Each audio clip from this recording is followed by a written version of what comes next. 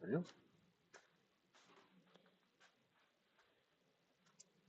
Good evening, all. Hope everybody had a wonderful holiday weekend, or the end of the holiday weekend, I guess you'd say.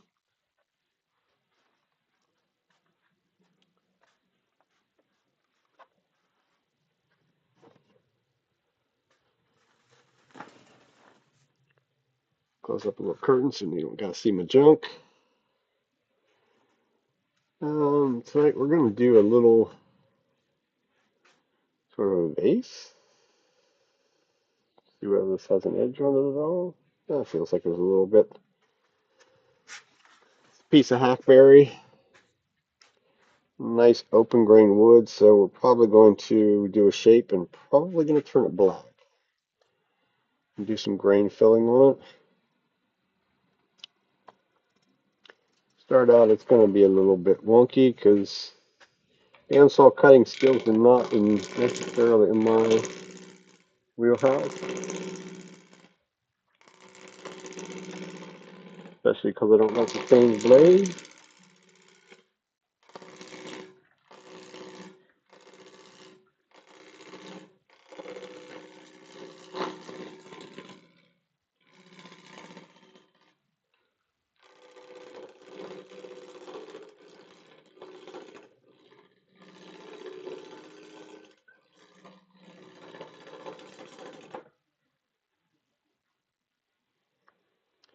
Not quite tight enough. It's also one of the reasons you would use I like to use a stab center on such things, especially in a teaching episode of this kind of stuff. Because as you see, if you get too aggressive with it, it just literally stalls.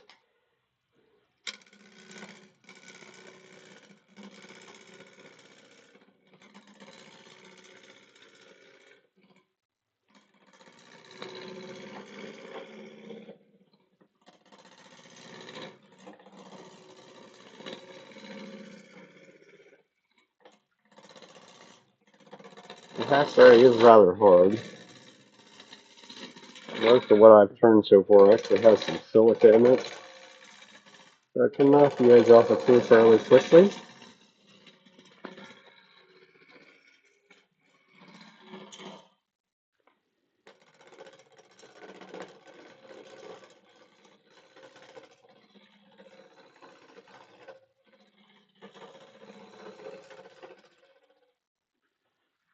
And as the corners go away, the gap increases quite quickly.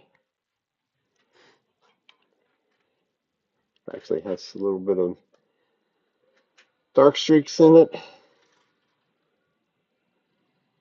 So now we got rid of most of the imbalance part of it. So that means we get the speed to let it up a bit. Make it a little less resistance cutting wise.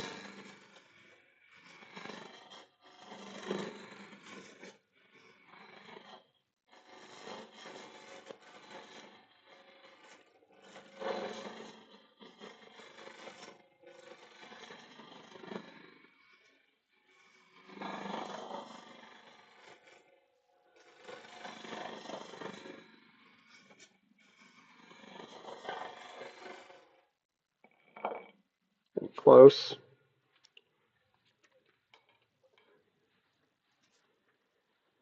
Oh really? We're gonna do that tonight?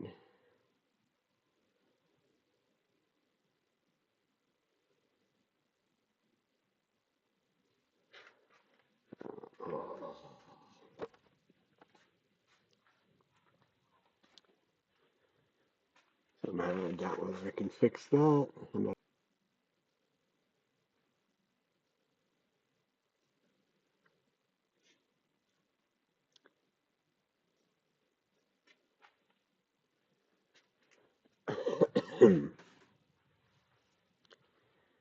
don't know. We'll see whether it gives me the same error message.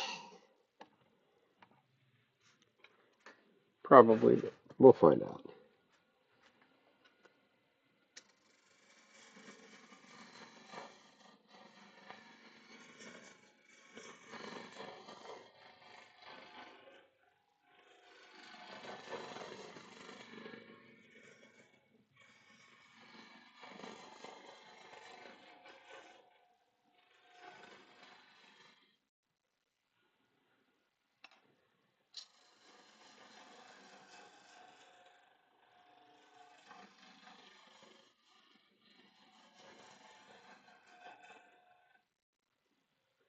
It doesn't feel like it's still around there.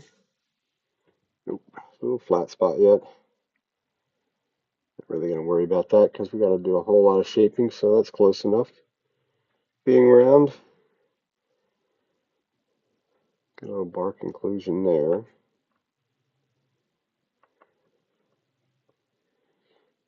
Got some interesting, a little bit interesting grain to it.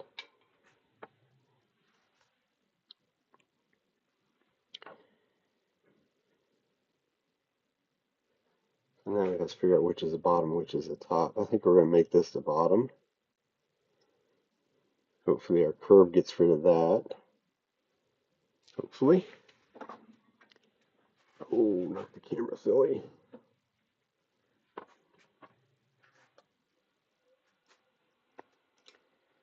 So we'll put a tendon on down here. And true up this end a little bit first, I guess.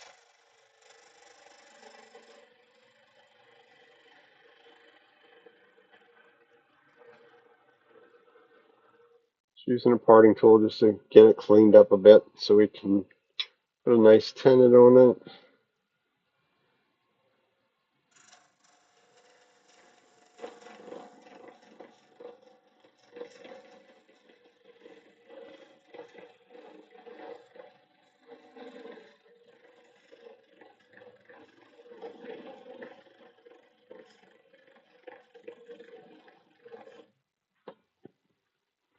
Guess I could actually do a little bit of marking on that.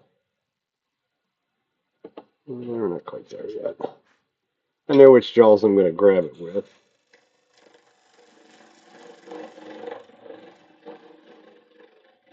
Not really worried about it being a perfect size tendon either because it's going to go away eventually. But I still want a nice secure grip.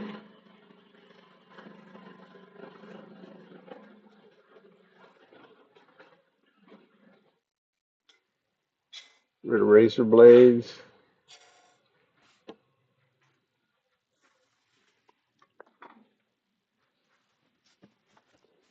Probably why I don't like using the spindle roughing guides. The chips go right up in my face. In this case, it's right in under my chin and down my shirt. I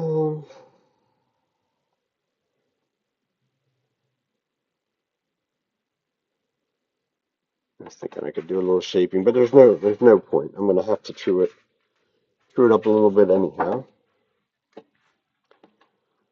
We'll just get it out from between centers.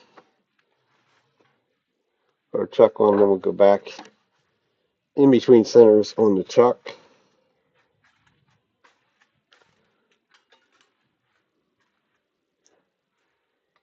And we'll go from there.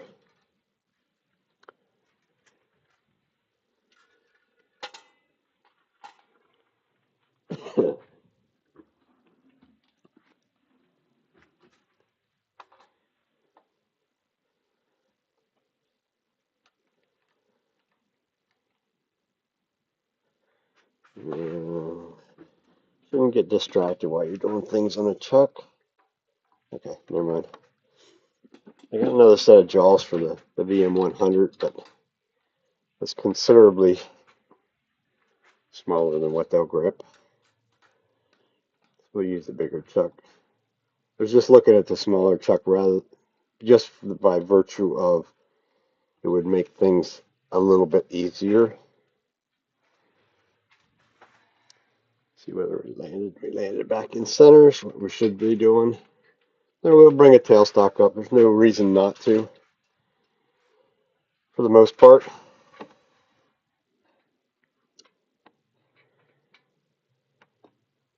So we're us to being fairly close. And while we're at it, we're just going to keep on going with our spindle roughing guides a little bit. I think before I go any further, we're going to go over. Oh, I didn't look at that. Let's see what it looks like. Reasonable. I'm going to go give it a sharpen quick. I did not sharpen anything before I started tonight, so We may have a little bit more of that to do tonight. Take your face shield off because it'll be right in your view. I don't really need it to grind a tool.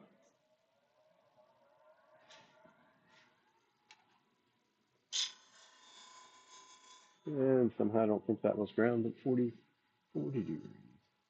It's 45.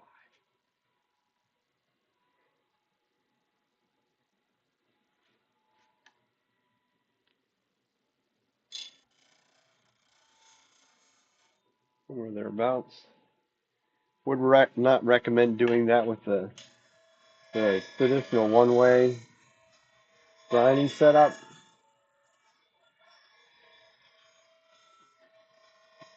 In this platform, I don't have to worry about that because it never moves in or out as I move it.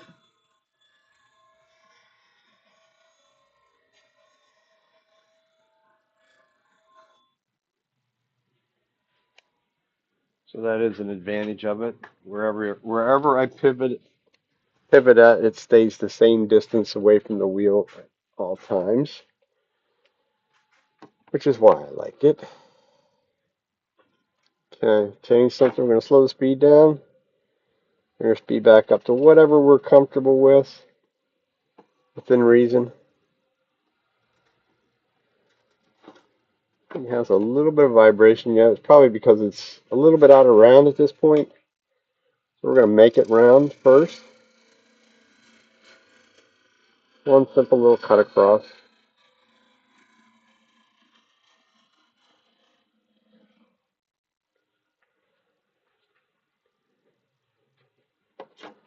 Not a perfectly straight cut, but it doesn't really make a difference. We're concerned on where that's landing. There's even some little bug holes in there. Not really the part I want to see, but it is what it is.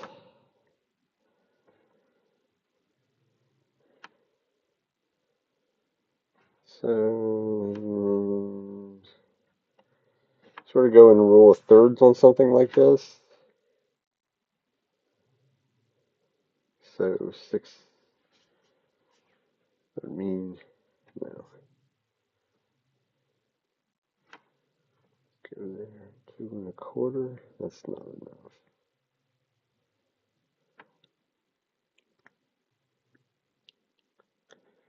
I think I'll start at 3. Almost split it in half. That's probably not what we'll end up with, but it's going to give me a place to start. That's where I'm going to start to make the curve down into the neck, and then we'll adjust from there.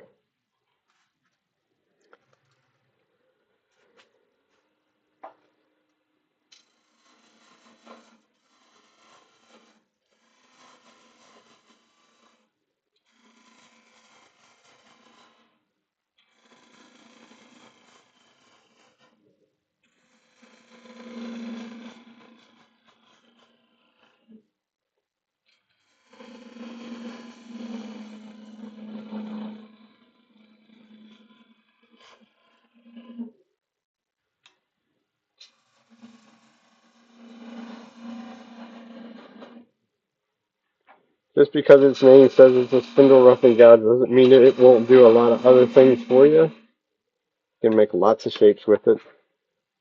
Generally, you can do it fairly quickly and easily. That would be really ugly that big, I think.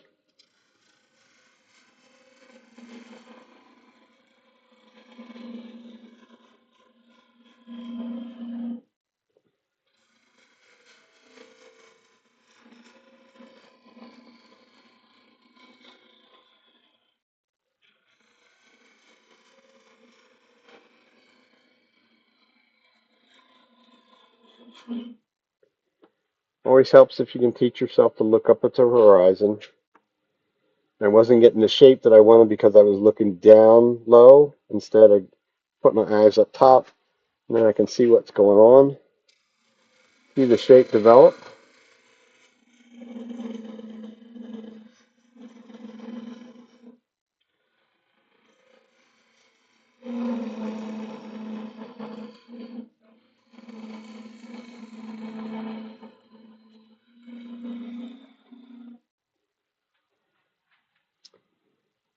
It's getting semi-closer.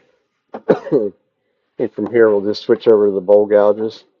A little bit, for me, it works a little bit better. That doesn't mean it works good for everybody. So we'll need a couple of bowl gouges, a spindle gouge.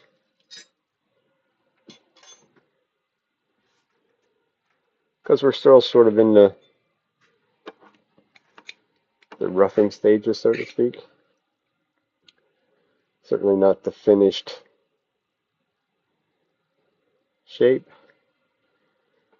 I may have made it, since I did what I did, it might be too tall.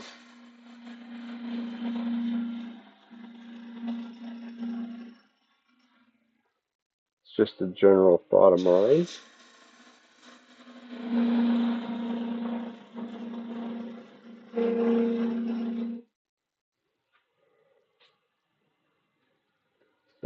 That's probably still too big. Just going to get rid of the razor blade edge out here right off the bat. Gives me a better view of what I'm doing.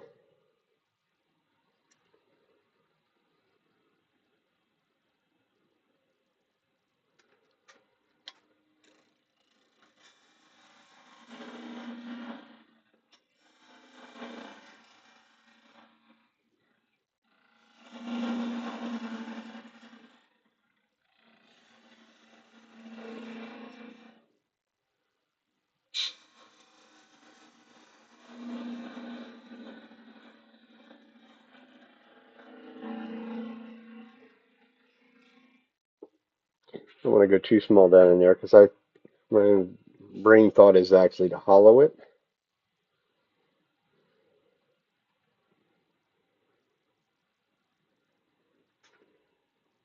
Which I'll need about 1.25 inches hole.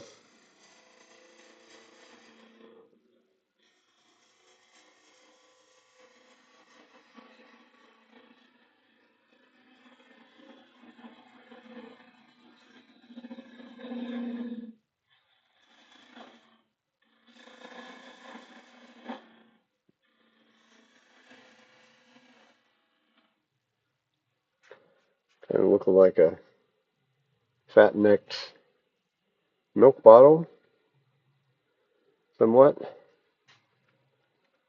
So, I can use my trusty pencil, and it's going to give me about a slightly less than an inch or 2 inches down there.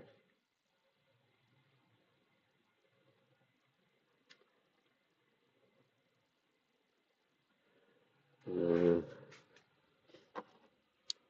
brain's not working overly well tonight. Let's go down here. We know it's going to finish down in here somewhere. I'll make a couple V cuts down in here so I know where it's going to go.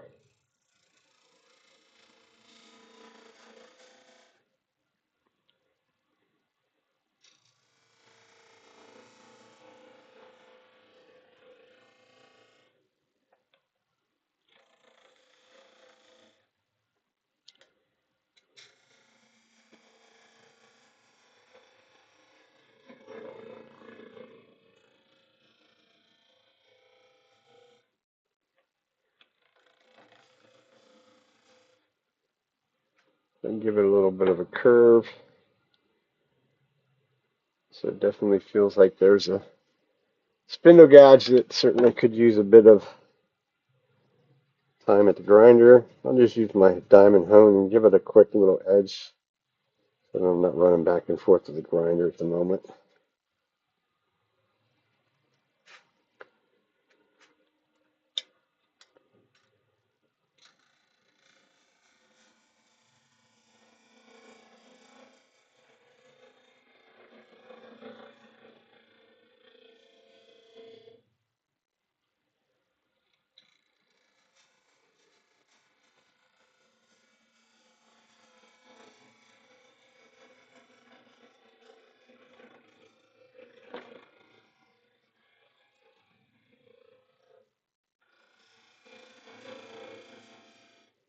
spindle gouge did not like to take a big cut, so I had to back off a little bit,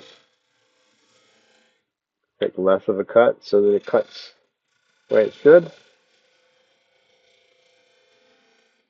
Into the corner.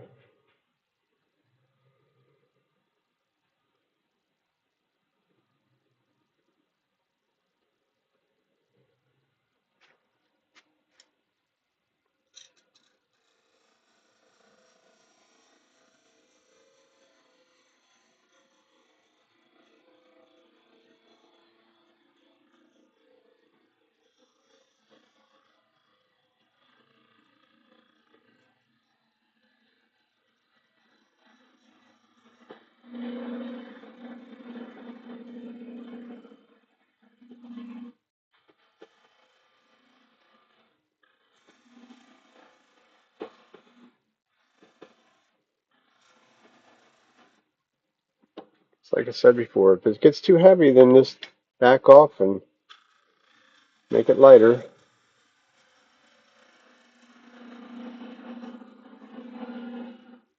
rather than trying to force it.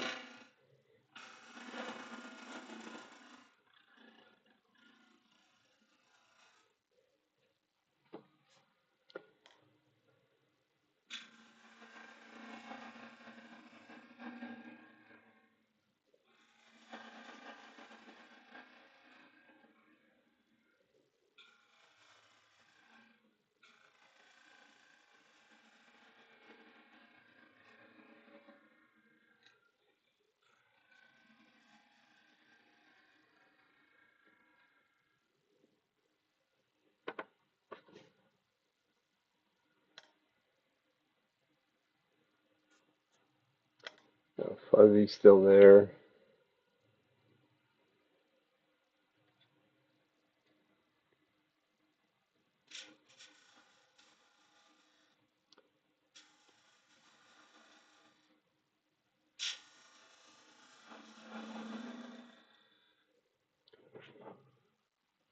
And still looks too big.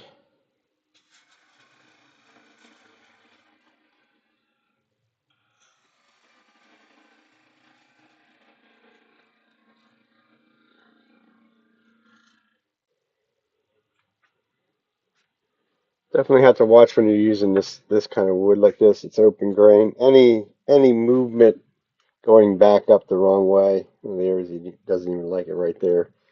It'll start to chip it out very quickly.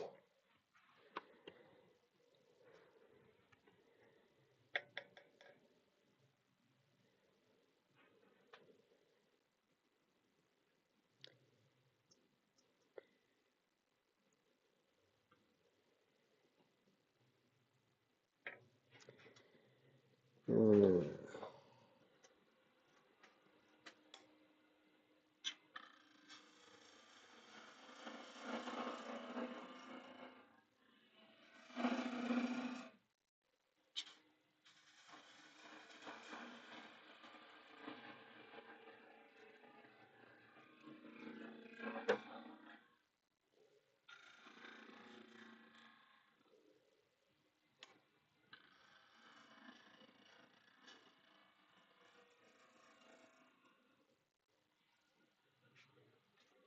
Still feels like it chipped it. It sure did.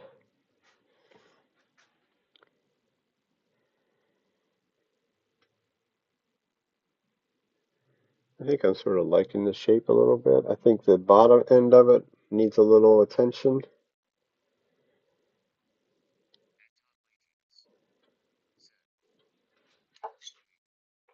What's up, Todd? How are you tonight? I'm going to go back. I'm going to go over and sharpen the spindle gouge because it's not sharp enough to do what I want it to do.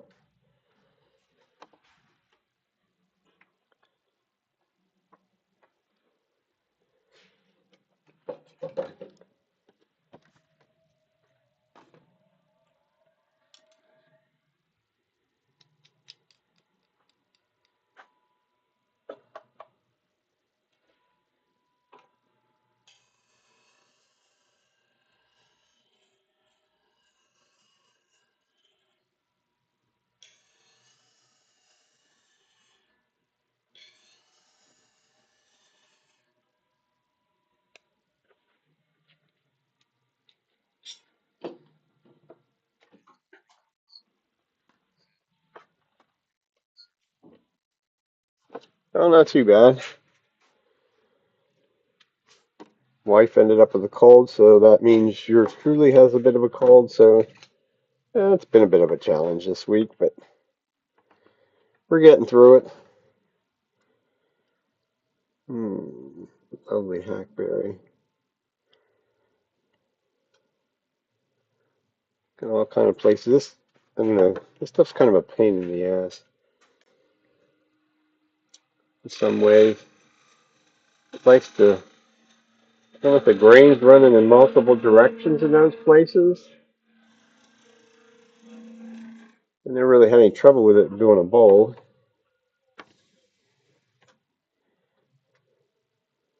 Still got some huge. It's where the grain points are running way up in there.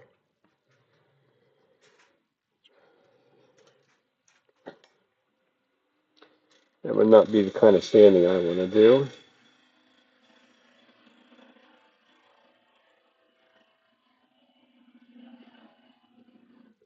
See if I can run it that way a little bit further. Stop and take a look. I could have felt it. Okay, so we're clean cup. No, we're not. What a pain. Too much like work to have to sand that out.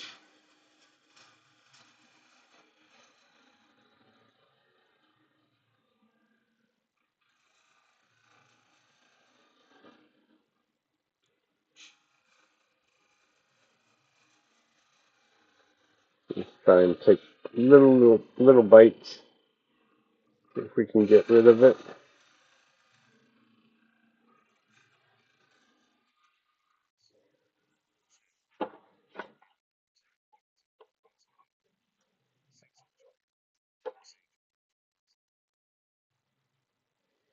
Deep pour epoxy. Is that what you're using?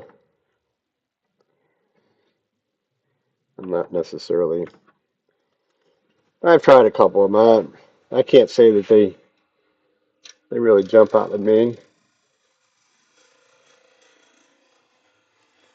Sort of another one of those scenarios for me that I could probably have fun making them as long as somebody wanted to give me a couple dollars for them or whatever, cover the cost of the materials, and then they could turn it. I don't think they care to turn that stuff. Not as, at least not on a regular basis. Oh, okay. That's not bad. Did you stabilize the wood first?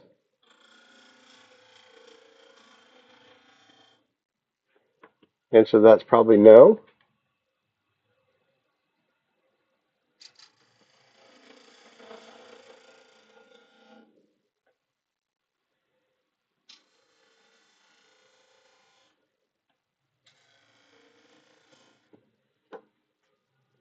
Okay. Dang. There's a place that's not just flat out not going to cooperate.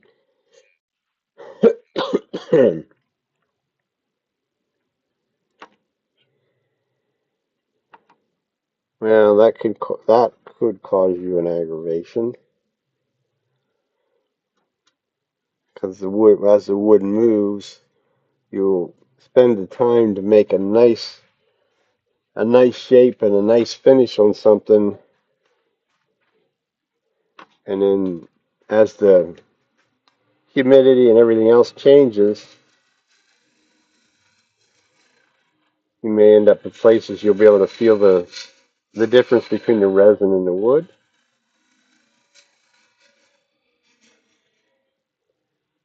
But a lot of people a lot of people don't have the pressure pot to do it anyhow. Okay.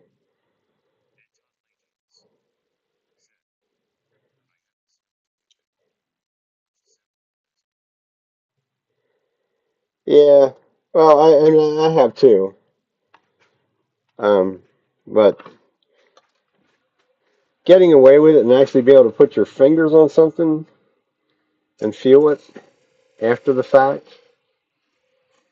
is a little different.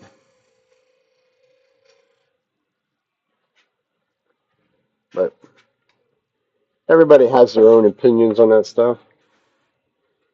I just know some of the stuff I've seen some of the stuff at Woodcraft that some of them guys have done more for a store demo or whatever. And that was my first question to them. I'm like, well, why do I feel the difference between the wood and the resin? They're like, well, I didn't stabilize this piece of wood. I'm like, okay.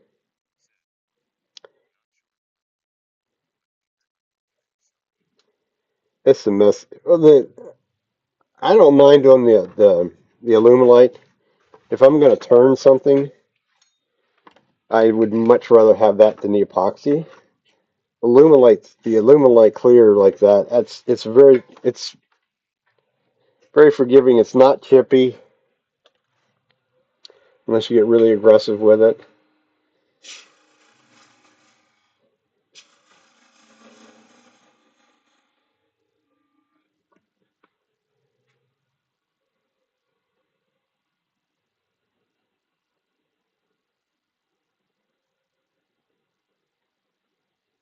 Okay, I think we're gonna call that a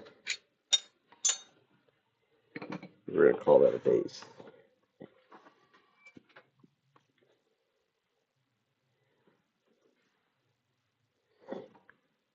And it's sort of a like everything else. It's kind of an expensive adventure to do it. Some of it, um, as you very well know, it's not a cheap venture.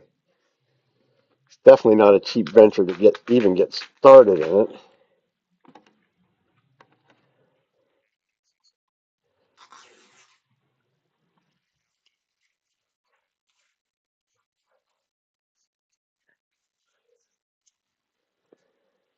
And see, I've had other people say the same thing, and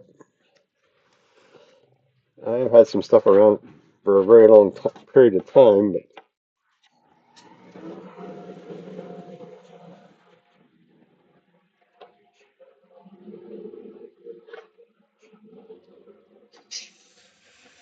oh yeah, yeah, everybody's run every holiday they want to run some sort of sales on that stuff, which is good for you and I, or good for you. It doesn't really affect me, but because the woodcraft store where I teach at, they have it. So if I wanted, I could go get it right there at a very reasonable kind of price.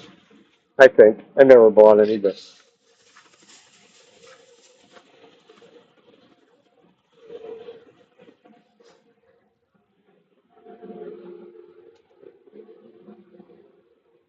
okay. So do we get all the goofy stuff out? Nope.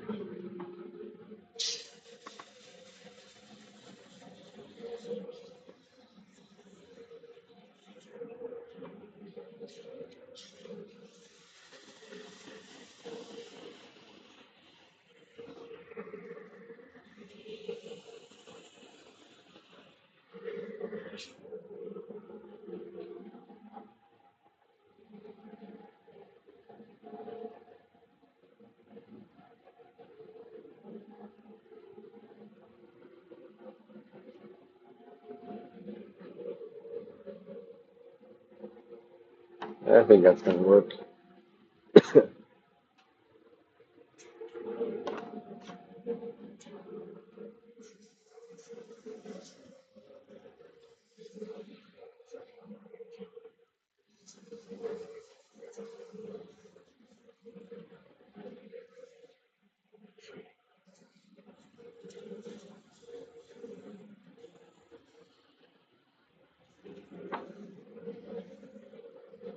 You don't see the chat from the vertical feed?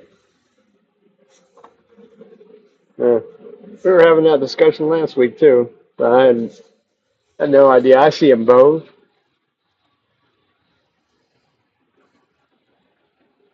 Actually, I guess the vertical says it's number one, and the horizontal must say number two. It's got a number beside your name. Learn something new every day. Whether it's good or whether it's bad is another story. But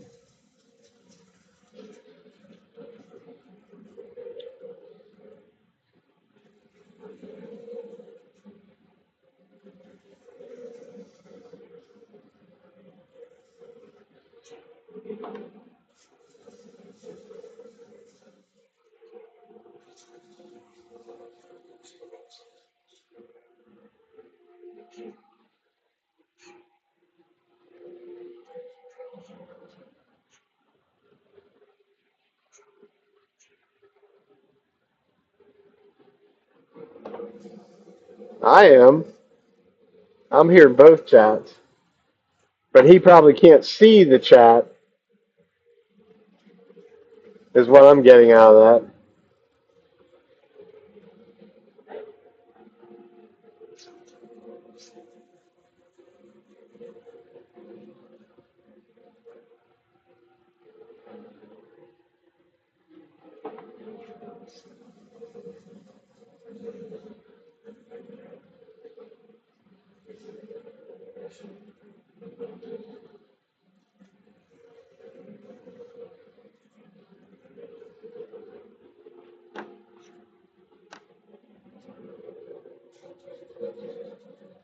So that's through 400. Go with the grain a little bit. There's a couple little places here. I'm not sure whether they're little wormholes or what they are.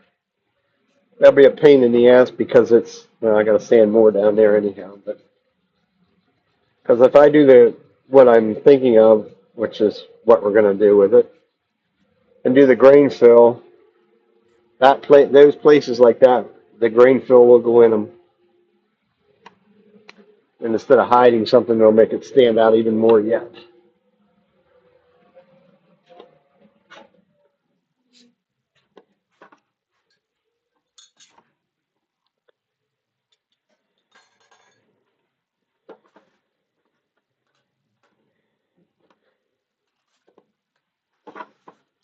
So, the boring part.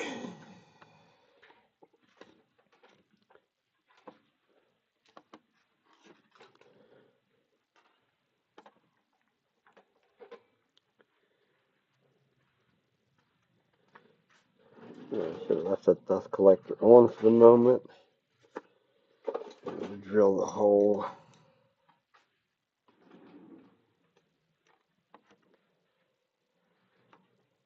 With my lovely 1 1/16 pepper mill drill bit that is seriously not sharp.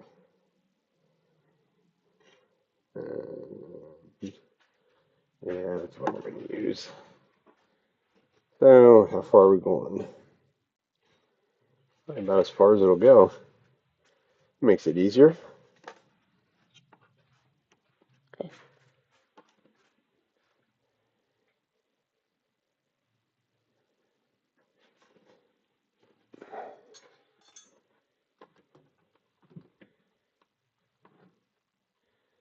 And if I got that set right, yes. Imagine that.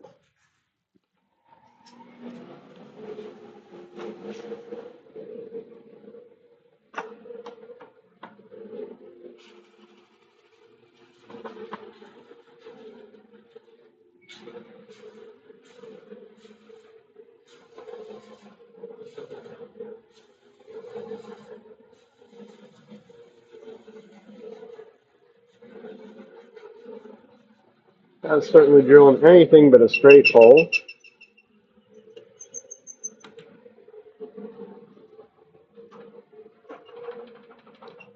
That really don't matter.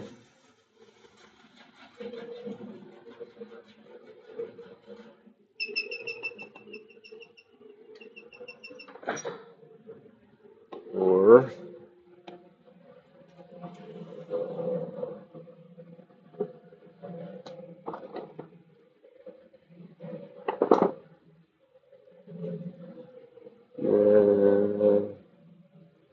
I have a couple big twist drill bits, but they're not big enough to go down further than that. I guess we'll just keep on grinning and bearing through it.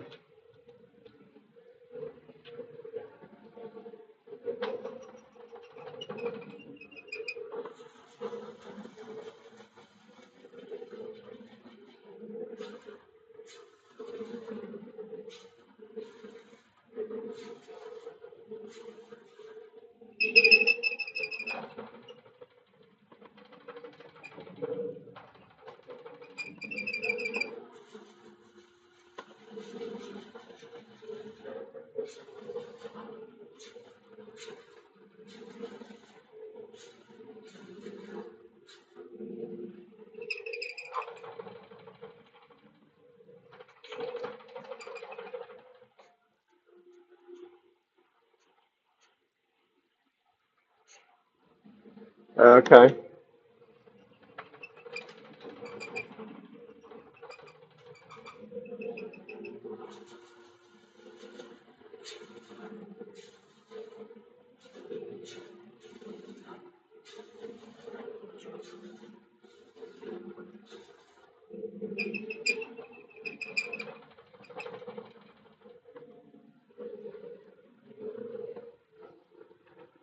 Don't touch the drill bit. Would be a bit on the warm side.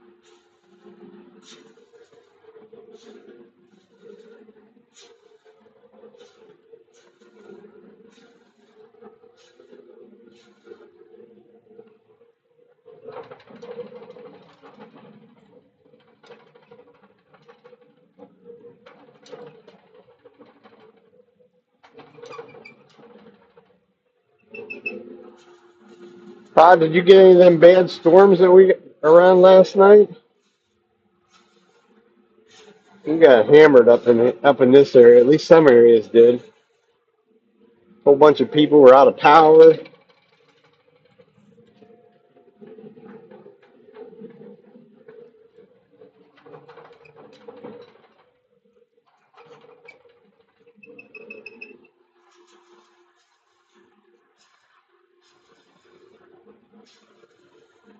Yeah, well, it is YouTube, you know.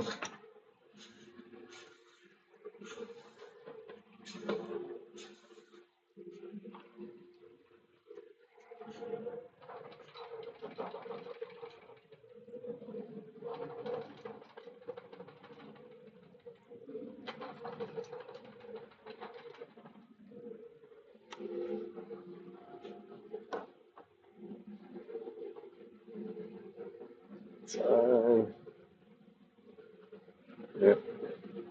All the way down to the drill chuck.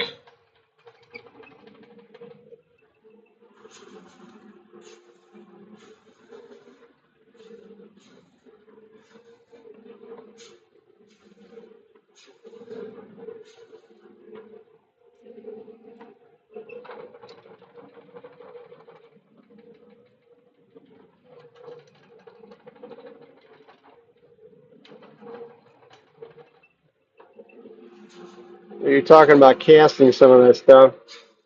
Todd, actually a couple of years ago, I got some giant sized pine cones. And I mean, they are big. Wow, the drill bit's even hot the whole way back there. One of these days, I keep looking at them. I really haven't found anything kind of simple to put them in to even cast them because they're probably close to 5 inches in diameter at the wide part, and they're probably 8 or 10 inches tall.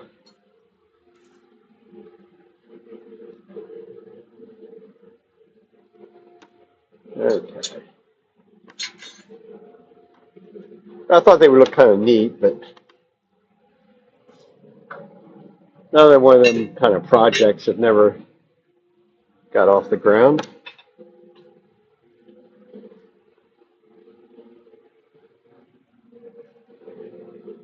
Uh,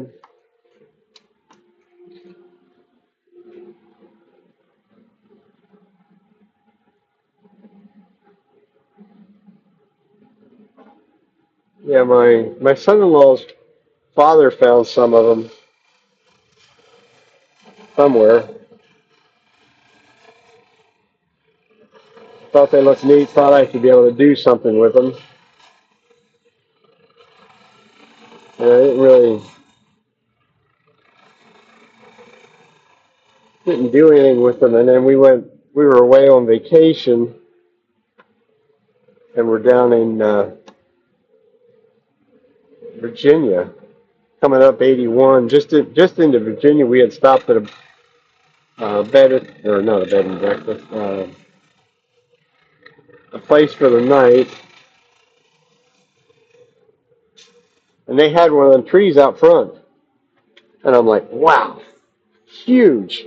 I mean, I certainly wouldn't want to be the poor guy mowing the grass in that place and have one of them big old pine cones come down and whack me in the head.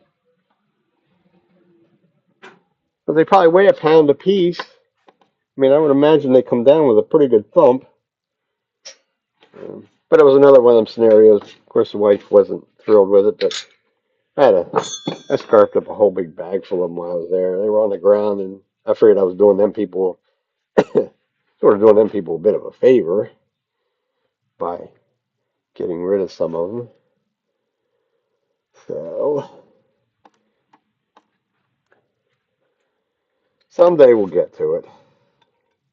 Really haven't figured out what to. I mean, I think you could make a vase out of them. I think that would probably be the easiest thing to make out of them.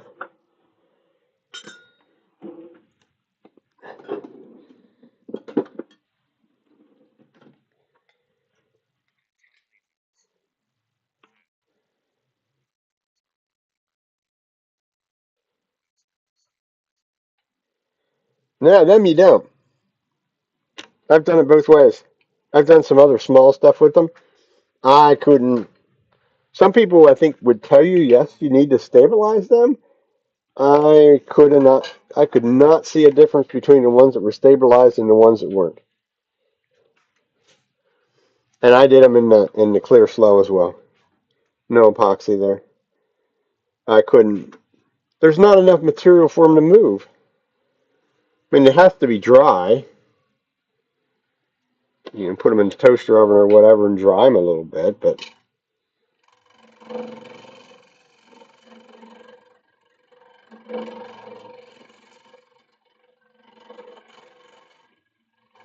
they're so thin that whatever little movement might happen with them, it didn't seem like it was going to make any difference.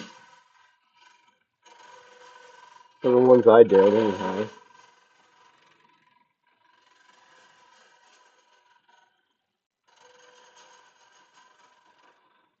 And something like that, if you want to stabilize them, you don't really even need. You don't even really need to put them in a vacuum chamber. You could just put them in the cactus juice or whoever's you might want to use, and just leave them in there for a couple days. They did it that way too, and I'm like, it didn't seem to make any difference. Yeah. Other people told me that too, that you could do the same thing with wood. And I'm like, well, wood's a whole lot different than a pine cone. I mean, the pine cone, there's not much there to start with.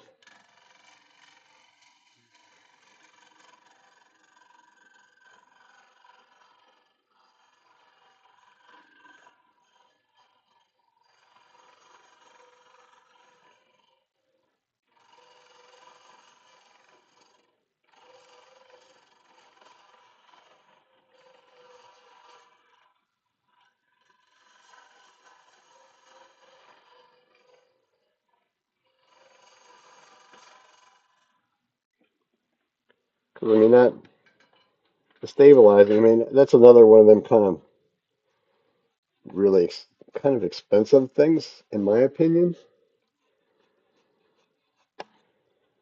You know, it's like everything you want to do in the casting world is $100 or more a gallon. Guess I don't want to get too carried away in there though. It's cutting a little faster than what I thought it was cutting in there. I'm not measuring anything. I'm almost also not sure that I'm going to get my curve bar in there. I think we should take a look at that first. Trying to think what the bar is on the other one. I think it's the same curve as this one. smaller cutter. Ooh, that's going to be a bit of a challenge. It might be a bit of a stretch to get in there to do that without it binding up on the wall. This looks like this is going to be a job for the straight one all the way around. About center. Maybe I'll get to show you what it looks like when you blow one up. This is not necessarily my forte of guessing that wall thickness, because I can tell you right now down in there, I think I can measure that far down. Maybe. Maybe not as thin as what I thought it was. I can't go that way, go this way.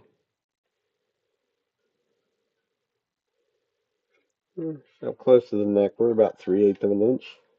Does fatten out pretty quickly going away from it. So that's a plus.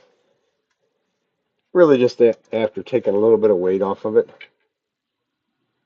That's my opinion on them.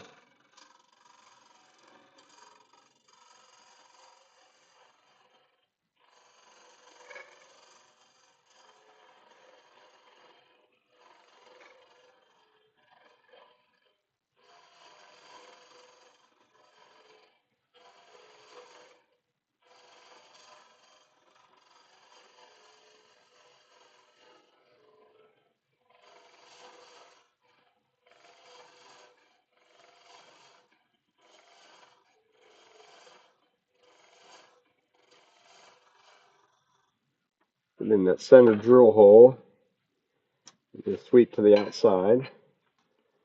I saw my little scooper thing the other day. It's actually laying on the floor, so I have no idea what I did with it. A little piece of wire that's got a flat thing on it so that you can reach in there and pull that stuff out.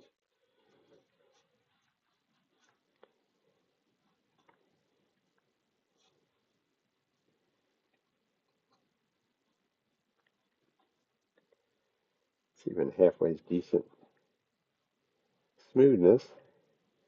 Down about the length of my finger. So I run into the wall. So we're about halfway there.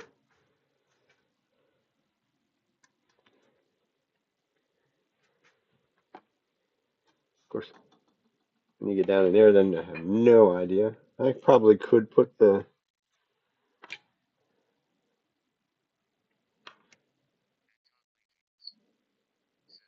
yeah.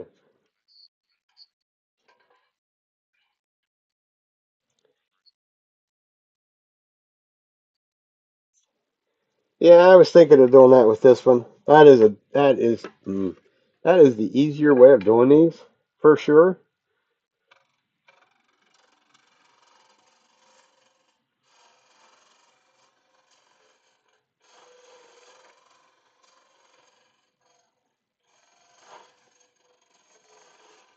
And if you use the same material, just cut the plug off the bottom of the piece you're doing, then it grain matches, or at least it's the same color and all that.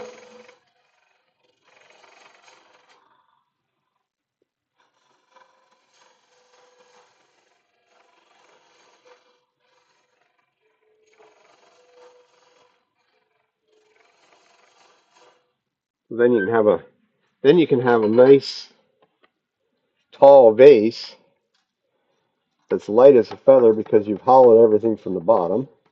You're going to hollow through a giant size hole. You don't even need hollowing tools to do that. You can use a bowl gouge or something to do that. That's where I saw that one demonstrated years ago, and I never really got overly excited about it. I shouldn't be too excited about making any vases. Unfortunately, they don't fly off the shelf. Although I did sell one this week, so that's kind of that was the ones I did, probably a month ago. They were resin and they were a cherry burl and resin.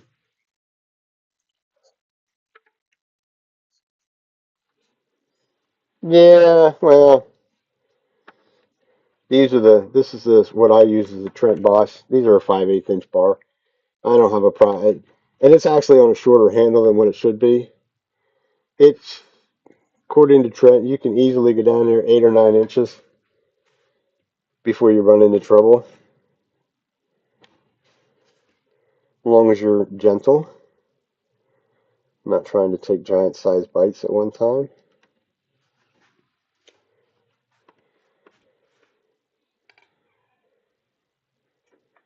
That drill hole is nowhere. Hmm. Huh, I didn't get to the bottom of that drill hole. Huh, isn't that nice?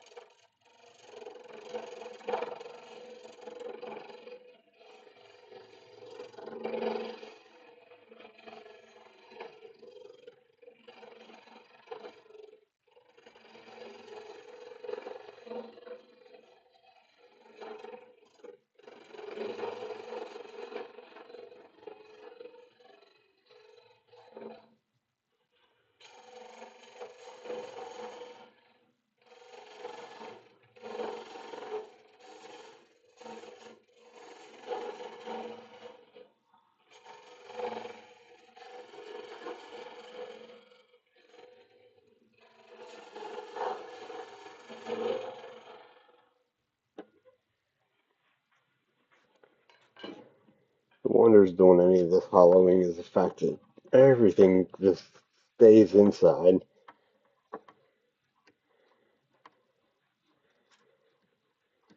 It's easier just to pull this chuck off and dump it out. Especially once you get down in there a little ways. You probably should quit being lazy and just put the captured bar on, or the captured system and put the straight bar on that. Might make life a whole lot easier.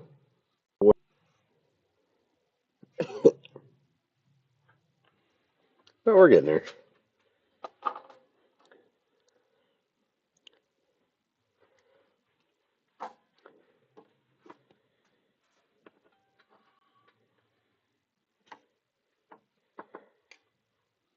I'm trying to figure out when I'm truly on the center line. Doesn't necessarily feel as though I am.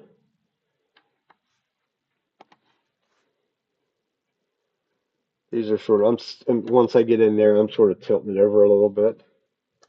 Makes it less aggressive.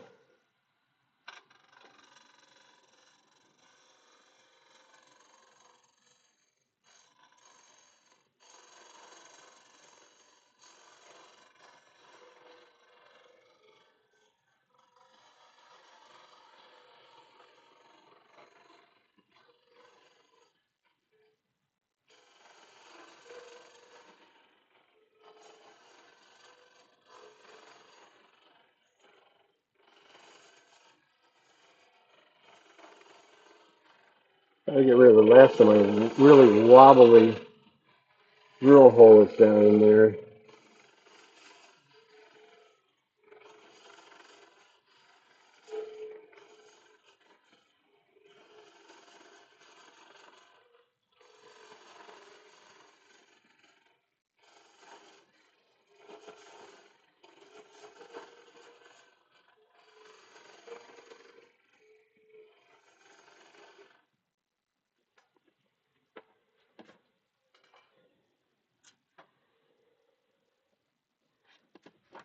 Or too easy to take it off.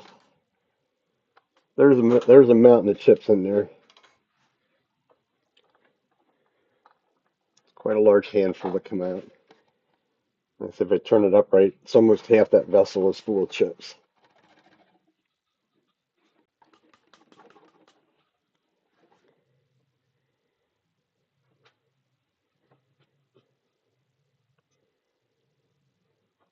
I really can only measure it as far as my little fat little fingers go down in there, which is not overly far. It feels all right down into that area. If my calipers will reach any further. Yeah, yeah, we're doing all right. We're down in there. It's probably a 3/8 inch, something like that.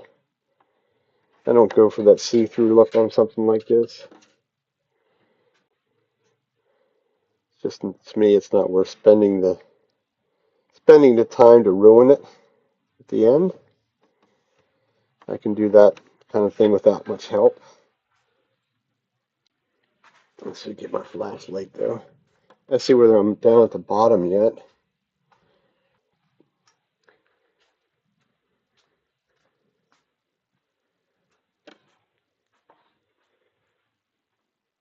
Yeah, I got another 3/4 of an inch before I hit the bottom of my drill hole yet.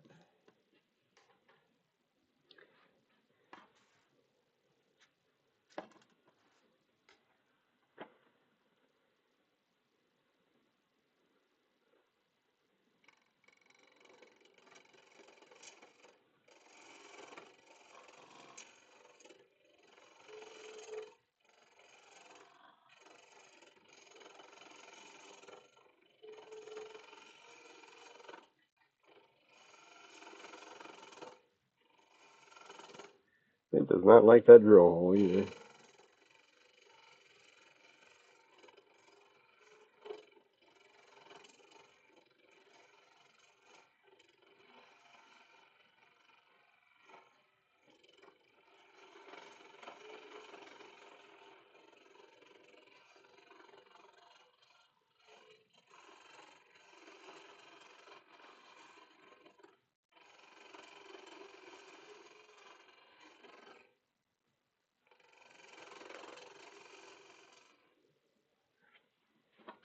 Mm-hmm. Okay.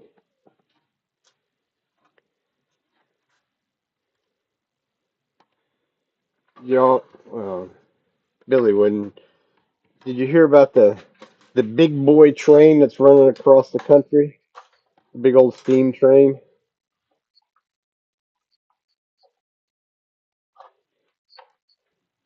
Well, that never helps.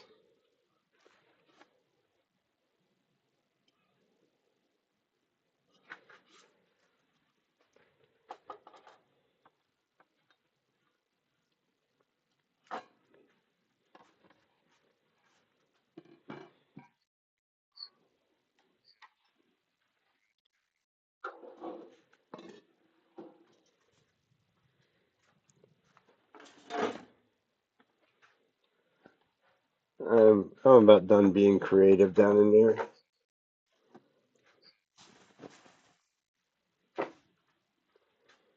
Well, I guess that's gonna be my adventure at least a couple days this week. The wife has the fascination with going to see this train that's coming in our area. I think Tuesday, Wednesday, maybe. So she wants to go see it. So that's gonna be the big adventure. You know what? When that's captured, I can get in there. I think we're gonna start with the straight one now, rather than that.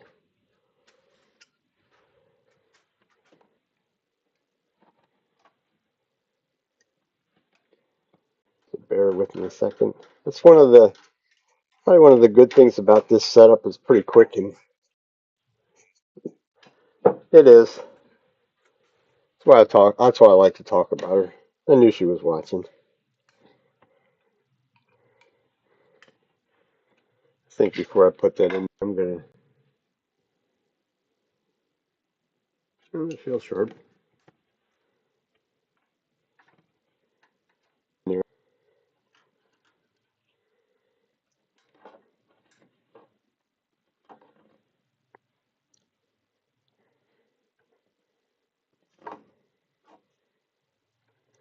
Get the slide in just far enough, pretty much just far enough so that I can put this. You can put a handle on the opposite end, on the back end of it. Gives it a little bit more. Gives you a little bit more stability. More so for the user than the setup.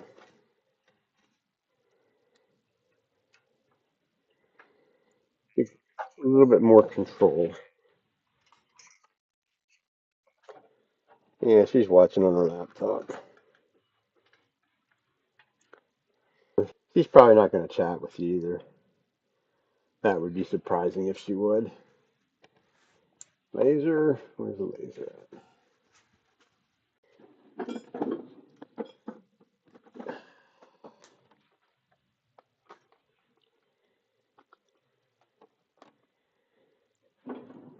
We were dumb enough today to, I shouldn't say dumb enough, we were energetic enough today to actually go and shoot. I don't know what it is down where you're at, but yesterday was really hot. But there was a really nice breeze blowing yesterday. I think I'm going to have to move that back a bit. I'm going to run out of adjustment on my laser. But yesterday there was a breeze. Today it was like dead calm and humid. Like sweating your...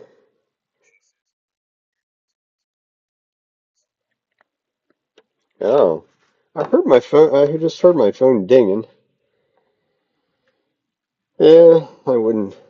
Like I said, there was a bunch of people around here. We weren't one of them, but there's a whole lot of people that were out of power last night. Where do we set that at? Move it over a little bit more that way. Maybe a little bit more that way. So that's according to the gauge, that's a quarter. We'll see what it looks like inside.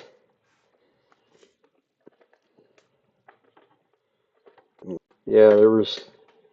I guess even earlier today, there was still plenty of people without power around our area.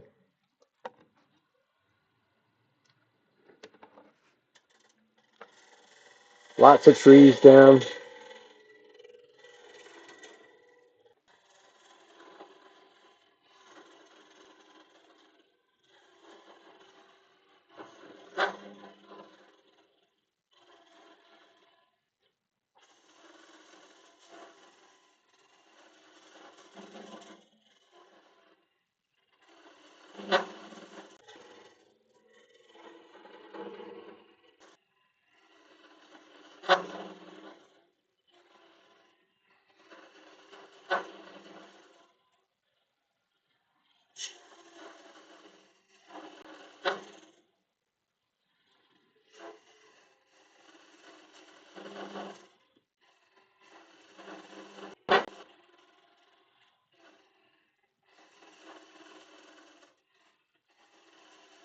This will actually make it faster to do, because I won't be guessing no more.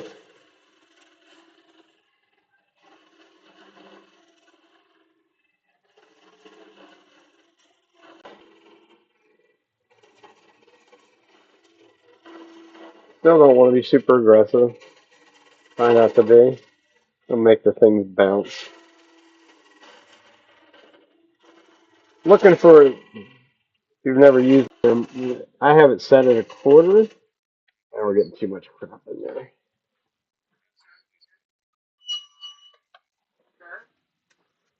Linda?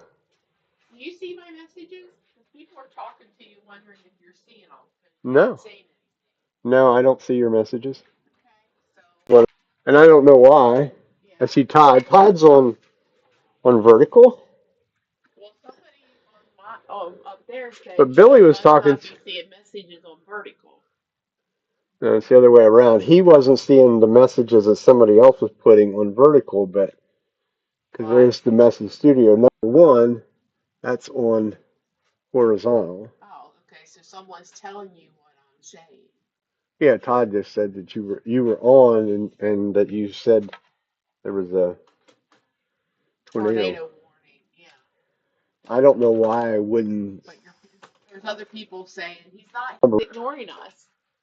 I'm not ignoring anybody, but if I don't see the message, I don't either. Other than this YouTube, and it didn't cooperate when I started tonight, but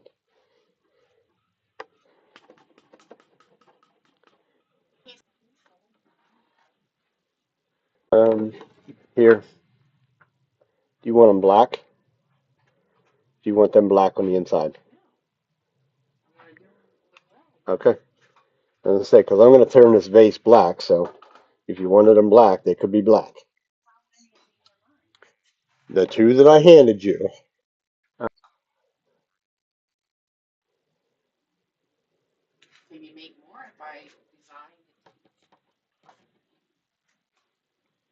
They have to be cherry. Yeah, I could do it. Yeah. Obviously, I've got the horizontal on my TV, vertical on my.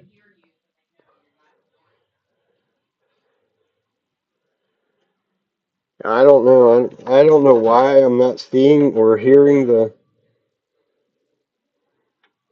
horizontal. Oh, that's weird. And of course, I have no clue what it would be.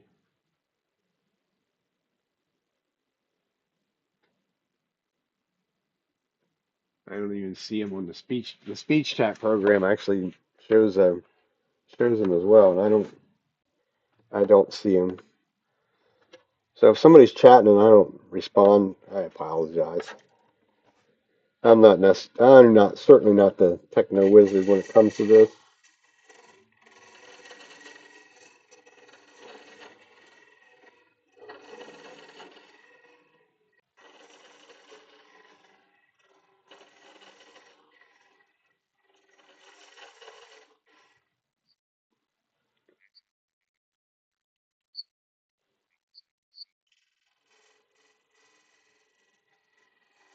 But there's people chatting with you on the horizontal.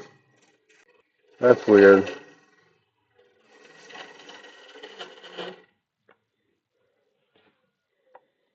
Hold on, getting the tool rest over a little bit further.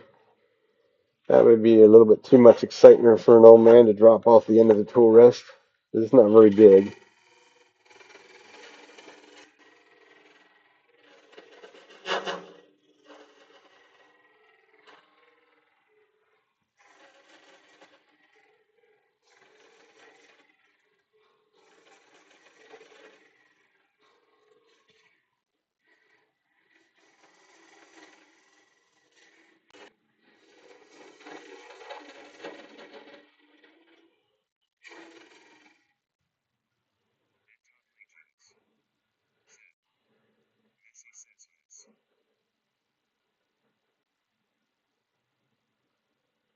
Huh. I don't know. I have no idea.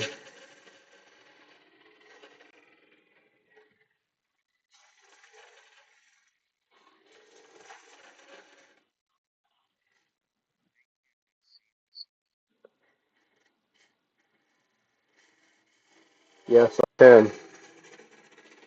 I don't know what she did, but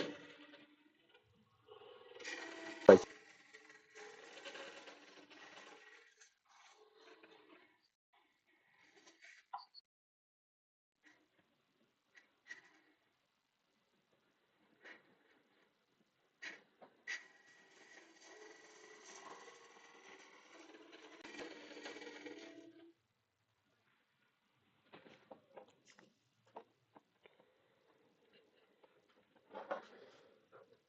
somehow or another, this cutter is not hitting dead center. Oh.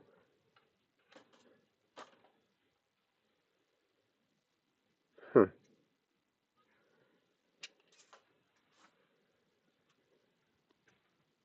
Yeah, now you got my curiosity. Not that I have a clue why. Come back here, mouse. Emojis. Create a poll. No.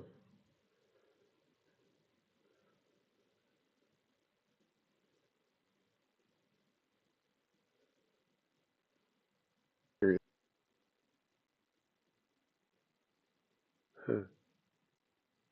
I don't know. There's like nothing to change on the chat.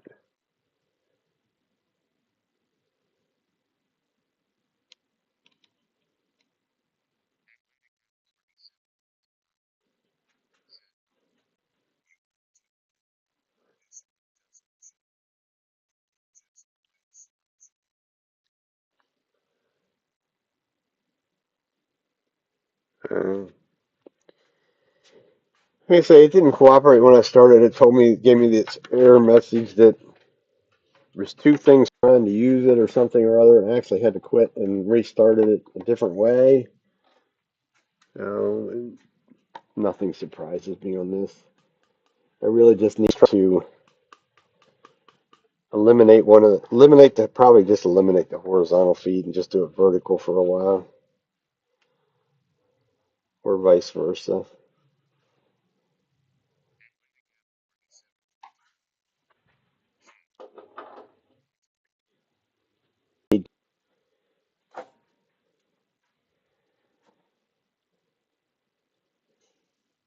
Okay.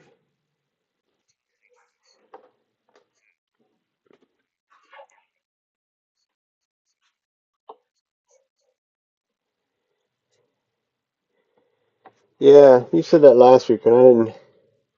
She had me doing things that I shouldn't have been doing this week, as in buying a new truck for one. So that kind of sucked up a little bit more time this week than one anticipated. I wanted to look at that because I'm sure the way this is set up in OBS, that's the primary feed. I think is still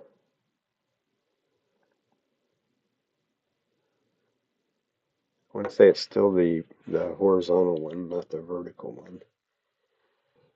Okay, so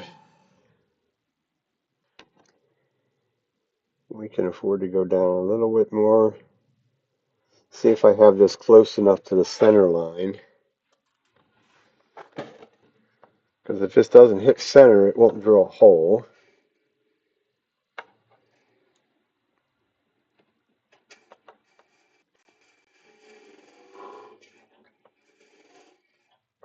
I'll leave a stupid cone in the middle.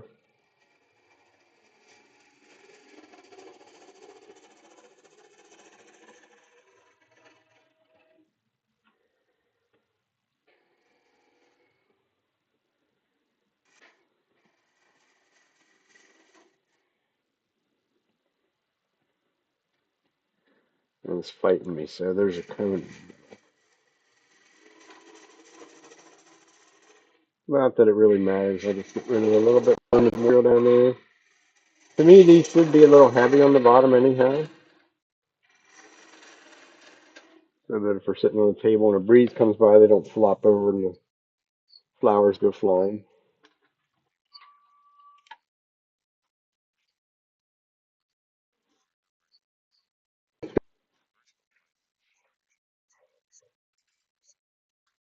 Right. Yeah, well, I don't know. I haven't been getting the views, so I do have to spend some time and look and see what I've done to do something wrong. Yes, need a proper way of thinking along that line. Yes, there's a tiny little cone in the center. I'm not gonna worry with it though. I think we're gonna call that hollowed enough.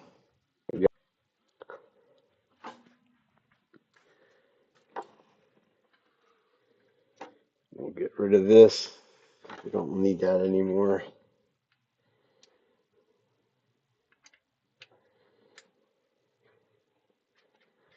I should have got my son-in-law to look at some of this stuff yesterday. I was feeding him lunch. I made him do some work to figure out what's going on. Of course, he tried to help me to get it to do the dual live stream, and we couldn't figure that out. And like a week later, it did it all by itself. And but I told him he's like, I have no clue what you did, but if it works, it works. But now we're back to the scenario of it's not working the way you want it to. So now where do you go with it? Okay, so we're going to stand that down in there a little ways, pretty much as far as we can, safely, put it that way. This one small enough? Yeah, should be. Very simple to sand this stuff, as far as I'm concerned. Simple piece of dowel rod. I'm gonna try the smaller one first. Trick is to remember which way to put the sandpaper in and turn it so that when it touches the piece of wood that it doesn't fly out, unroll, and go flopping all over the place. But I'm very good at.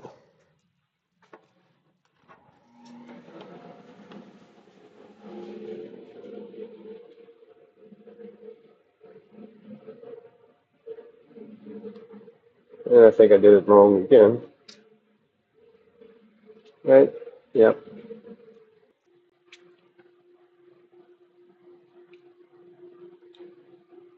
Third time will be the charm.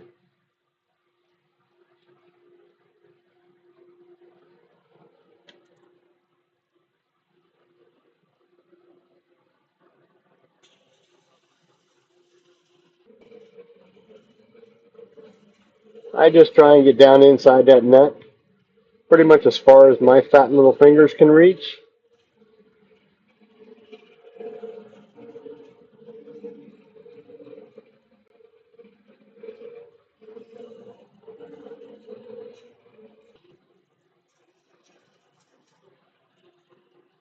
Most of the people that do a lot of hollow forms don't do any sanding inside of them.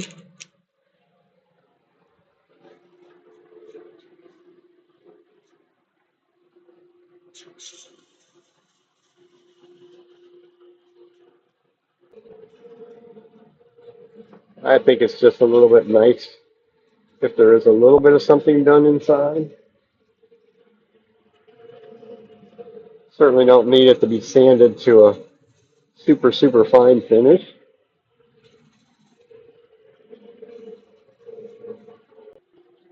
I think that was, I'm going to say that's 120.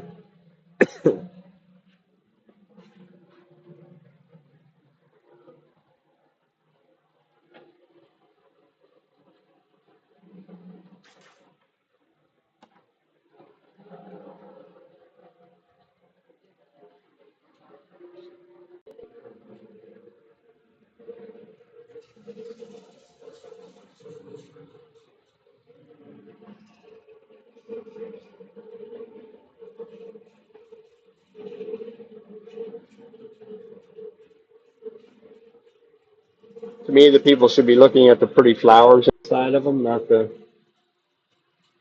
whether they have scratches and things like that on the inside. More interesting to watch somebody pick one of these up off the table, especially if you're taking the time to actually make them relatively thin. And their first reaction is, how in the world is that so light in weight? I'm like, well, call this thing Apollo. And that's as far as my fingers reach, and that's pretty much as far as we're going to go.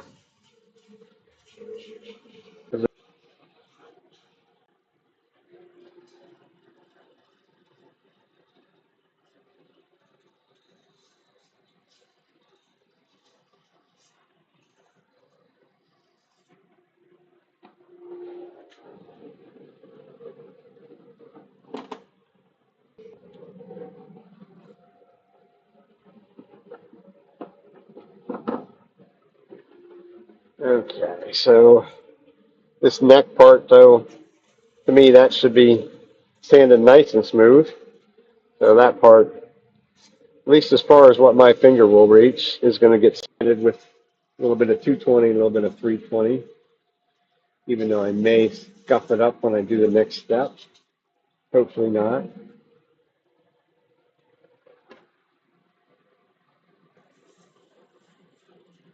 According to the date, this stuff was a little over 3 years old in a block of this size. Well, with hollowing it on the inside, it does. There was plenty of moisture still in there, which is not real surprising. But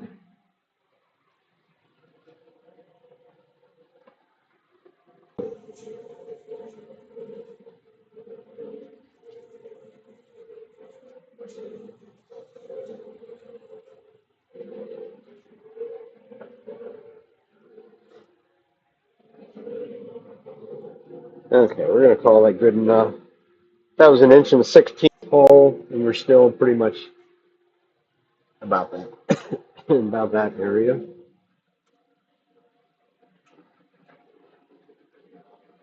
Switch chucks. We're gonna use cone. It's gonna be my drive.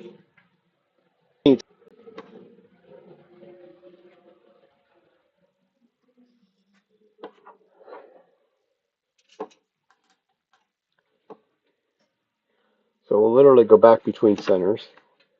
That little bit of a ring that I left down there is going to go away it's going to be turned into the piece, and I'll reduce that tenon that's there now by a pretty good size margin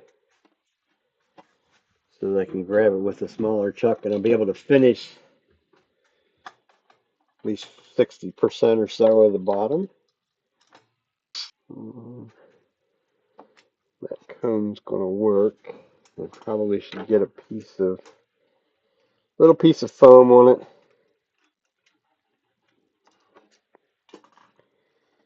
just so that it doesn't booger things up.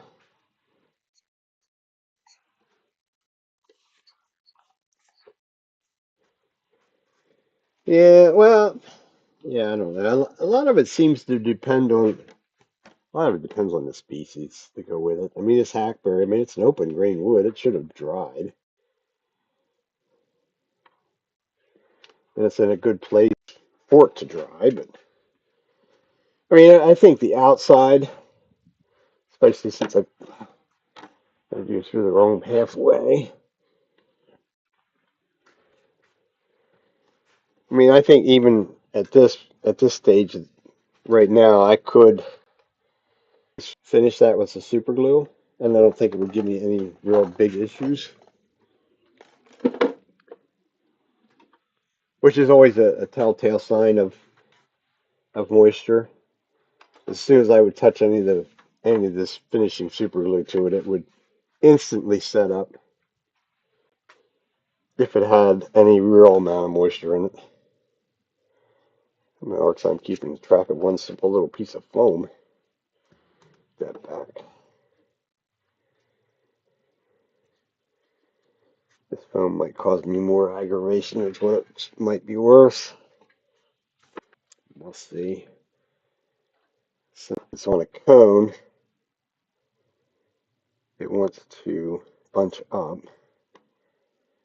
a bit in places. All right. Oh, evidently I didn't find the center point.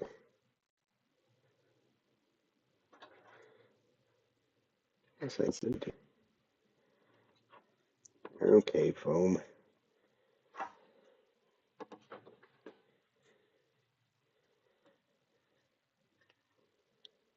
All right. Let's go to plan B. Cut a hole in the middle of it so it can't scrunch up in the middle. I think that's where it's causing me problems. Plan C will be we don't use it at all. Uh, Semi looks better. I definitely don't want it to be as far off as what it was. Although it is. Obviously that wasn't the hole.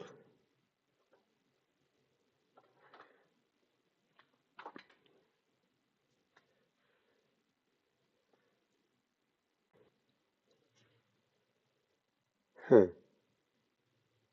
That's just rude. Evidently when it bounced at one point, it bounced out of that hole.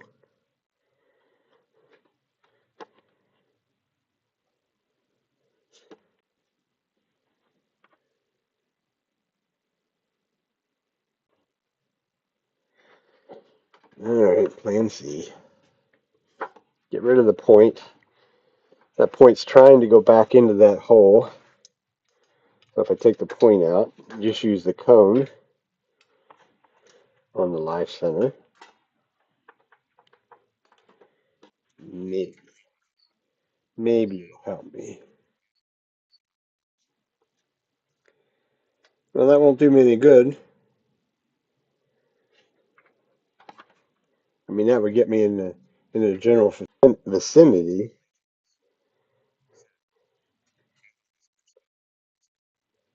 This is hackberry.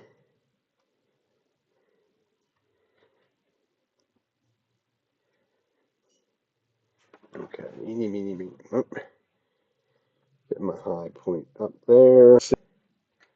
Drop down a bit. I'm not worried about it being running perfectly true. It's kind of hard to tell because there's a flat spot on it. But I mean, I can recut down in that area. It's not necessarily the end of the world.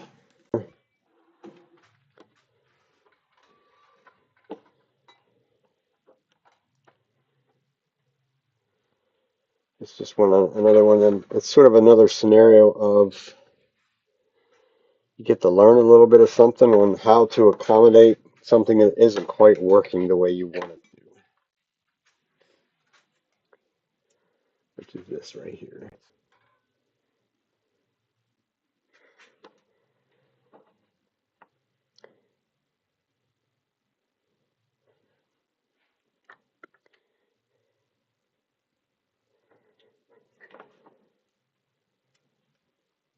Oh, Pine George, I think I got it that time. I think that's going to be good enough. As long as you got enough pressure on it, definitely slow down. Oh, yes. Actually, um, I guess it'll show up good enough where it's at. I was going to say I could go back overhead, but I don't think I need to. Bow gouge.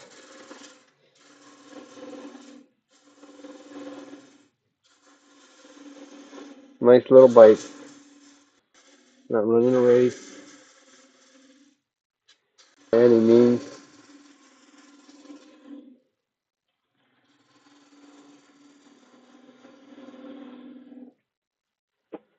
Okay, we're going to reestablish a tenon. I'm going to do it somewhat with my bow gouge. Reach down a little way.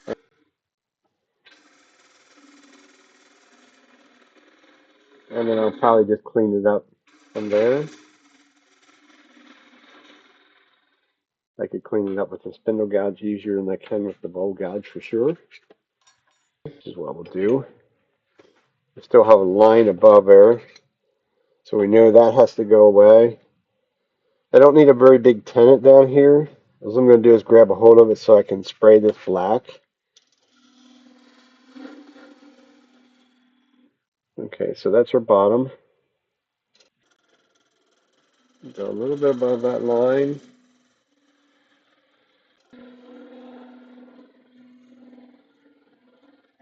Make that curl down in. Certainly not the smoothest cut because it doesn't have a lot of support.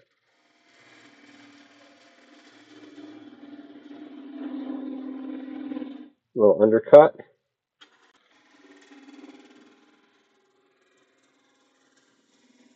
Create a tenon.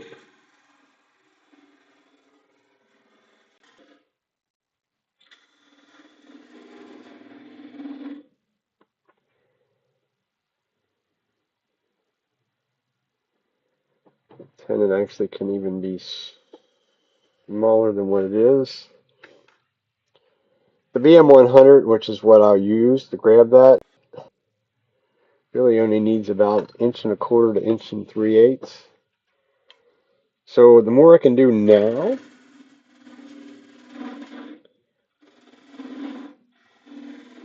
kind of the easier it'll be when it comes time to actually take it off.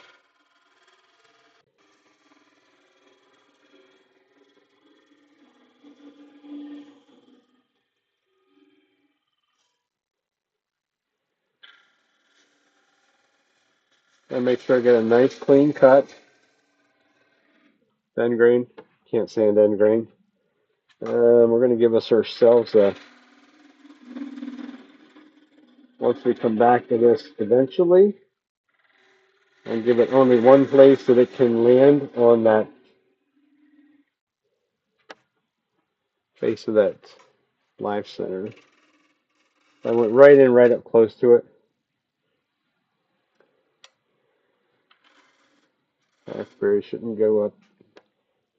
Usually most wood you can just touch that edge without it doing anything interesting. And like I say, it's hackberry. It wants to do everything you don't want it to do.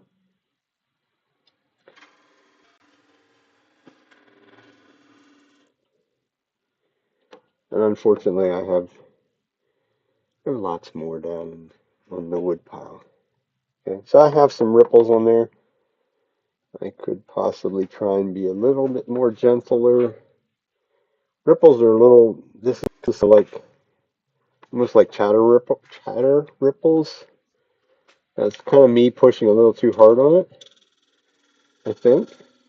So we'll see if we can get underneath them. It won't take a very big cut to get underneath them.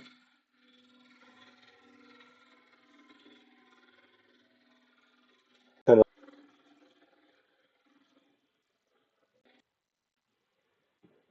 that's a little bit of a ridge up there, but that's I'm gonna live. I'm gonna live with that part because I don't want to return this whole area, and that's what it would be if I kept facing that little ridge up in there.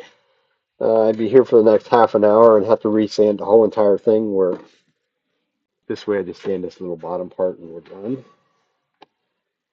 We'll flip it around and we'll turn it black and call it a day. Because this will be a grain fill project. I mean, it does have a little bit of character there. Other than that, tiny little bit of an area right there. We went back over here to make more sense. Just this tiny little triangle right here would be the only part of this that would even have any remotely character. So I will turn it black and we'll grain fill it. I'll wait till next week to do the grain filling part of it. Tonight we'll just turn it black. There is a lot of big open grain, there's big open areas here the whole way up through there. The figure, you gotta lose it, so you can't. My view on that is you can't worry about everything. If it had figure the whole way around it or something that it was worthwhile, then that would be okay, and I wouldn't color it or dye it. But it doesn't, so we're not going to get too carried away. Give it a final little sand. Slow it down to sand.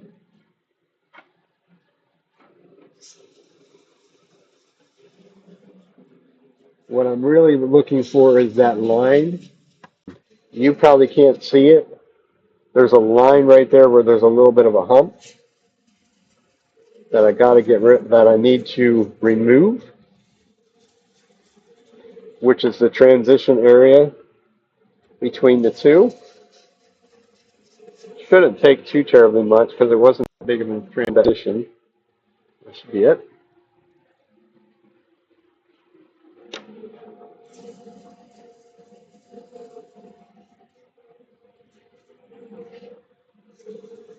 And if I stand back up over the areas that I've already done, it doesn't matter. Until they keep going up high enough. And generally when I do something like this, I just continue to go a little bit higher each time, each grip, so that we're sure that we're not having a place where we stopped at.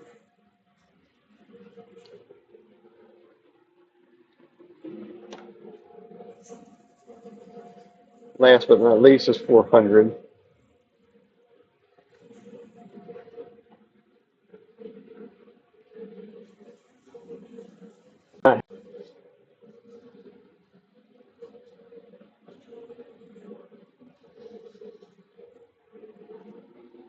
That sort of gives you an idea on how you don't have to bear down on sandpaper for it to do it, because this is spinning towards me. So if I was to bear down, it would throw it back at me. So you can sand on the top going forward. Just have to have a little bit lighter touch.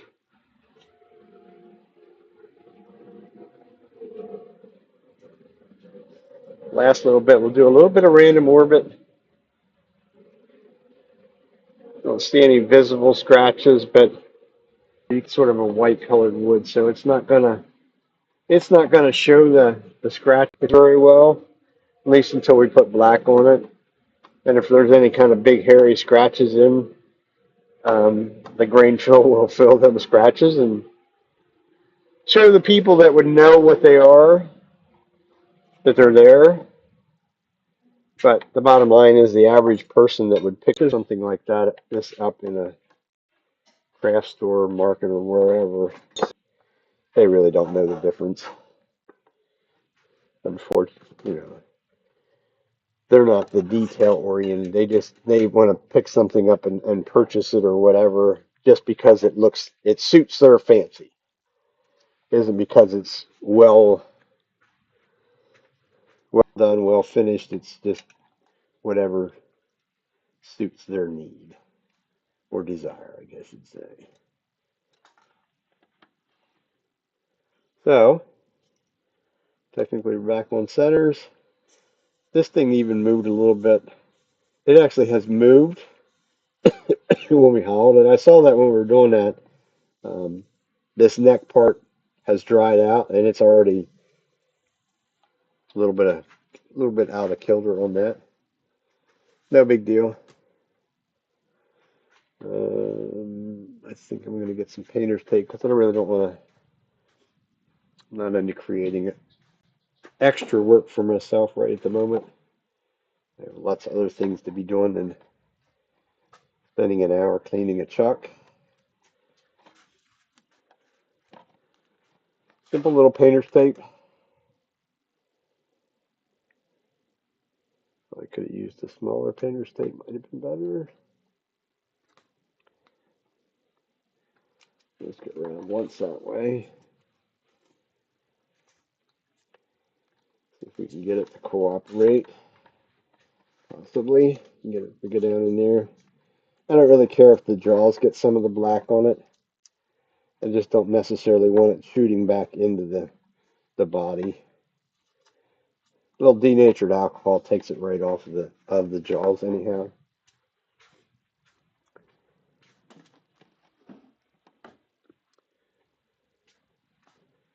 So now we'll just use our trusty hairbrush. Wherever I can find the end of the cord.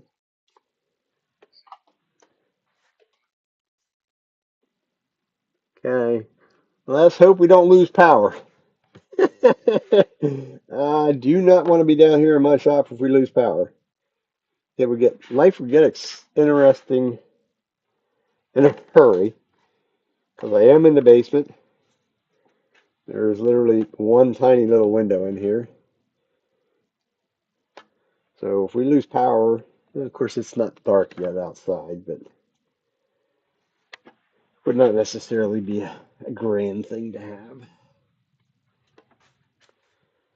I gotta get some black shellac. Get my gloves.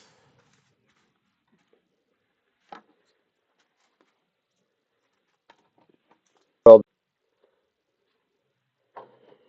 for me, as far as I'm concerned, some people might call this cheating, but to me, this is the ideal way. If I'm going to turn something black, probably if I was more energetic and really wanted to do other colors other than just black. The black works the best as far as I'm concerned with the grain fill. I have done some in a dark blue or even a dark green. You're kind of limited as to what colors you're going to use.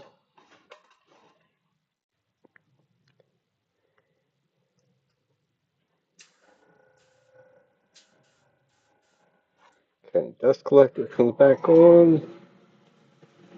My towel.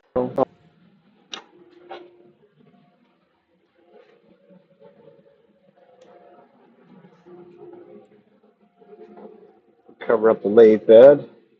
Dust collection hose going into um, a separator, cyclone separator. So it's truly not getting pulled back into the dust collector itself and run it at literally the slowest speed it will run. And it will put nice light coats. This is shellac, de-waxed shellac. In this case, it really wouldn't matter whether it had the wax in it or not, I don't think. Some of these grain fillers are wax. I just use the de-waxed. Technically, it's Zinsser's seal coat,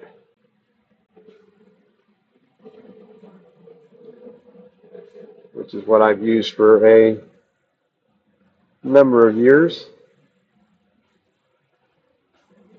It sprays well. You can brush it on, let it dry, let it set up and cure overnight if you're doing a big like woodworking project or something like that with it.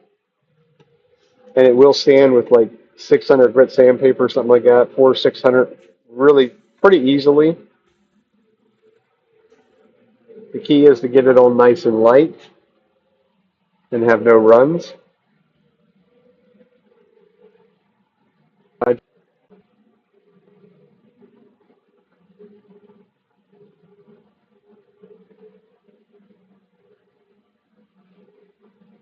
This might actually look neater than what I would have given it credit for.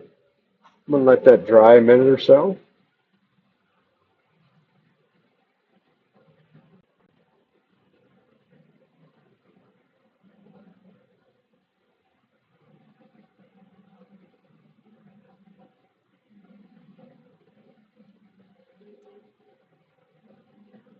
Kind of the key part of this is to get it on.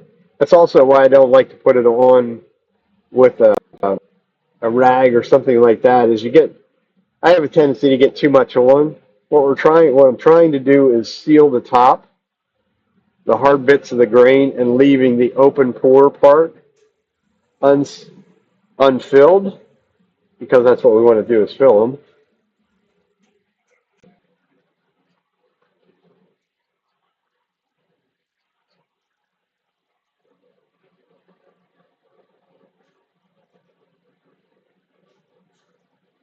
Well, there's always going to be disappointments in any of this kind of stuff. And you won't. The ironic part is you won't know until it dries. This I do not rush. I would not even think of trying to do the grain fill on this for at least 24 hours. I want it to be totally cured. In this case, it'll wait till next week. That'll probably be like the first thing I do next week. Maybe if I do anything this week, I have another block back here. Maybe I'll get a second one ready and do two of them.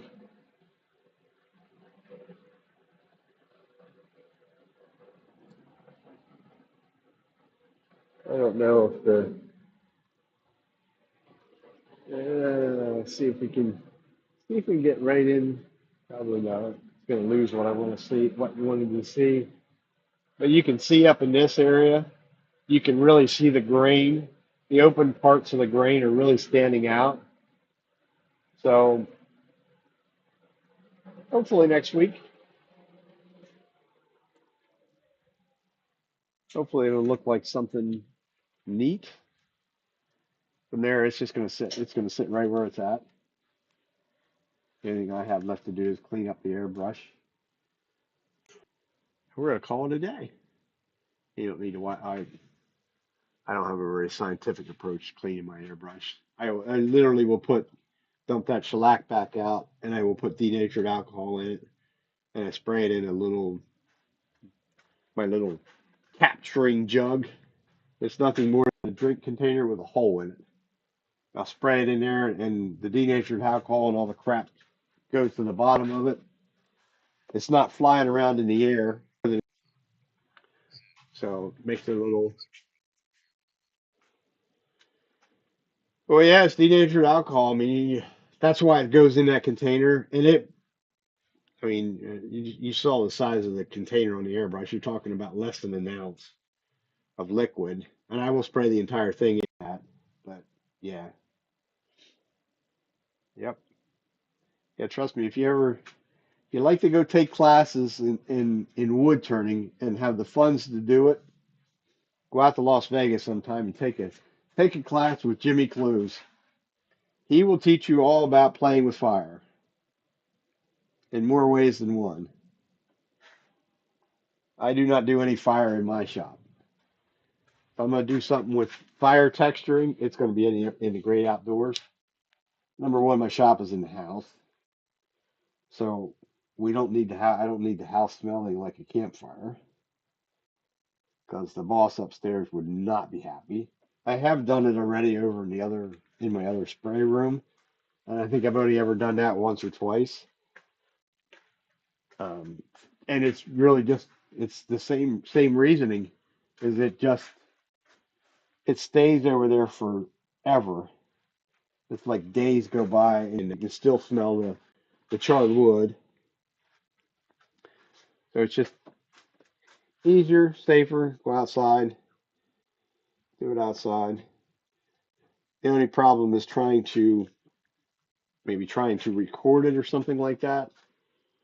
I did that a while back on one of them pieces that I tried to record it and I don't have I guess you want to call it I don't necessarily have the talent to be looking at my phone because I was recording it on my phone. I don't have that talent to look through my phone and do the work that I needed to do. So it didn't come out very well. So another day, some other day, I'll make her go out with me and record it or something. But I don't I don't really have a good setup. This is why you wear gloves too. I just splashed it all over my fingers. You know,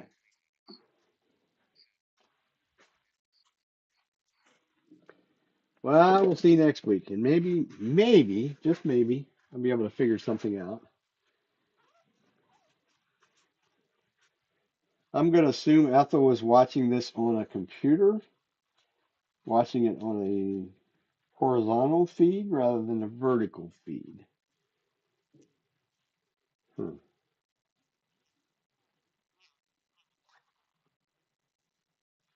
I don't understand.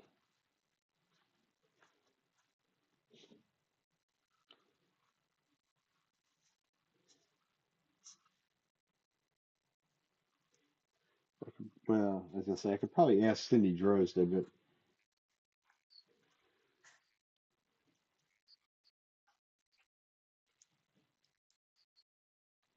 black, just black dye.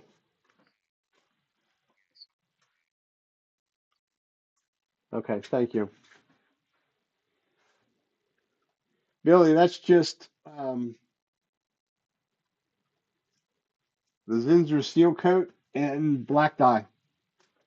Actually, it's the um, trans tint dye that you would buy at whatever Woodcraft or any of them places. Um, it's just at Hobby Lobby a couple weeks ago. The wife drove me in there, and I know there's some other people talk about using like the RIT dye, which is a powdered dye. At least what I got was powder. I'll put it that way. So I may give that a go at some point. But trans tint's nice and black. Yeah, that's it. It's black trans tint. It's the concentrate that you would buy at the woodworking stores, or I guess you probably could buy it online, maybe. Yeah, trans tint's the manufacturer's name. It is a concentrated dye. It is meant to mix your own dyes, is really what it's meant for. So if you wanted to mix your own dyes, which Cindy Droz, there's a lot of people that mix their own dyes. I've done a little bit of it, but I don't always make out very well doing that. Except black. Um, and you could have dyed this black with any of the dyes. It just, this is, getting old, you know. I like things to be simple, easy to do. So if I was going to diet, yes,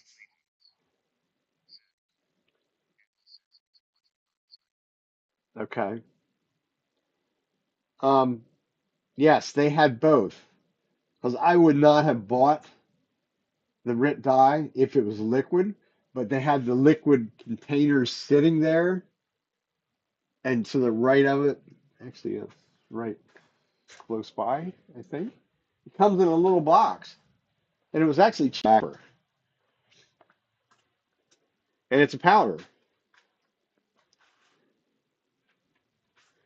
Because there's certain things, or I shouldn't say certain things. There's a lot of things that don't necessarily work with super glues. So any of the liquid dyes generally don't work with a super glue. But this is just a little pouch of powder dye. I haven't opened it yet. I'm sure that when I go to open it, I'm going to have to find some sort of little container to put it in, or I'll have it everywhere. But I haven't tried it yet. It just managed to make it down here. But I wanted it more so.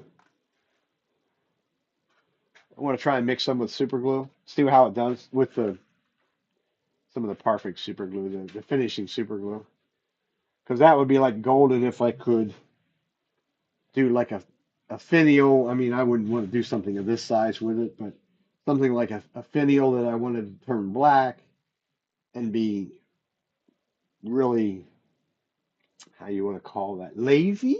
I wouldn't call it lazy. I would call it more like time management efficiency of if I could dye the super glue black enough to cover the wood, any of the wood grain, and turn it black, why then that would be like golden if I could put like one coat, or even if I had to put two or three coats of the other super glue and sand it back, it still would end up with uh, something along those lines. A finial would look nicer, in my opinion.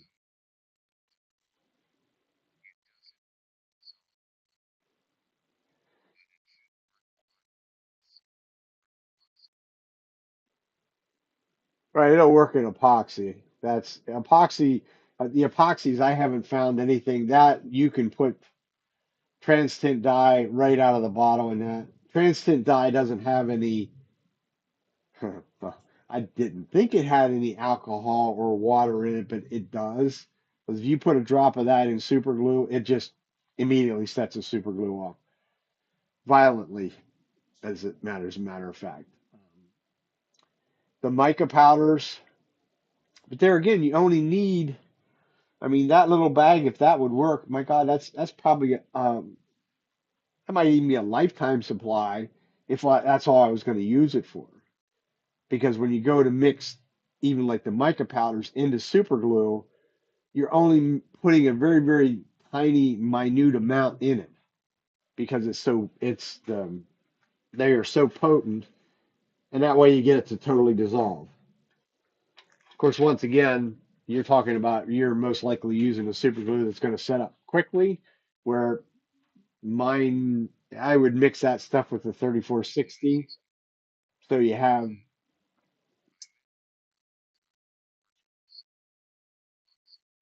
yeah, yeah, it should. We'll find out eventually. First, I got to find a small container to put it in because I don't want that flying all over the place. But yeah, yeah, it should. Epoxies don't get too excited about too much of anything except super glue. You didn't know that super glue and epoxy are not friends. Um, doesn't matter whose super glue it is either. They are not friends. Epoxy will not stick to super glue very well, and super glue will not stick to epoxy. It does not. They don't play well together.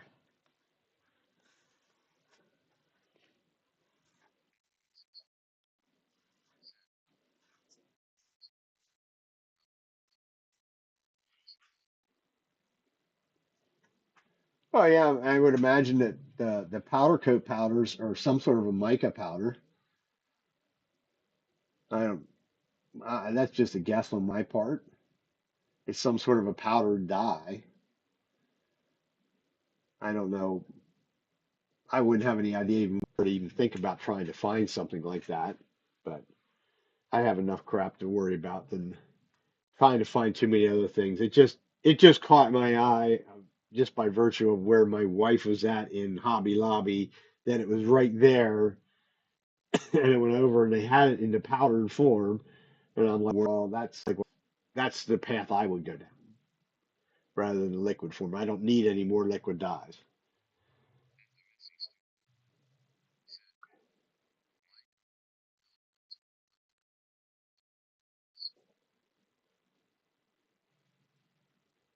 It won't melt. I don't know. Why would I need? Why would you need it to melt it to? Why would you try and melt mica powder? I guess that would be my question. I don't. Okay, tell me the use that you're using it for to try and get it to melt. I guess you'd say.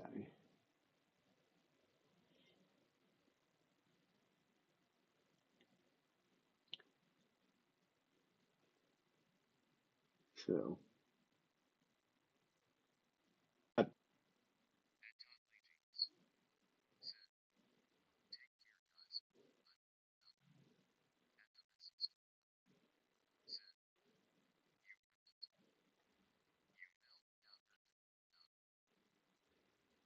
Oh, okay.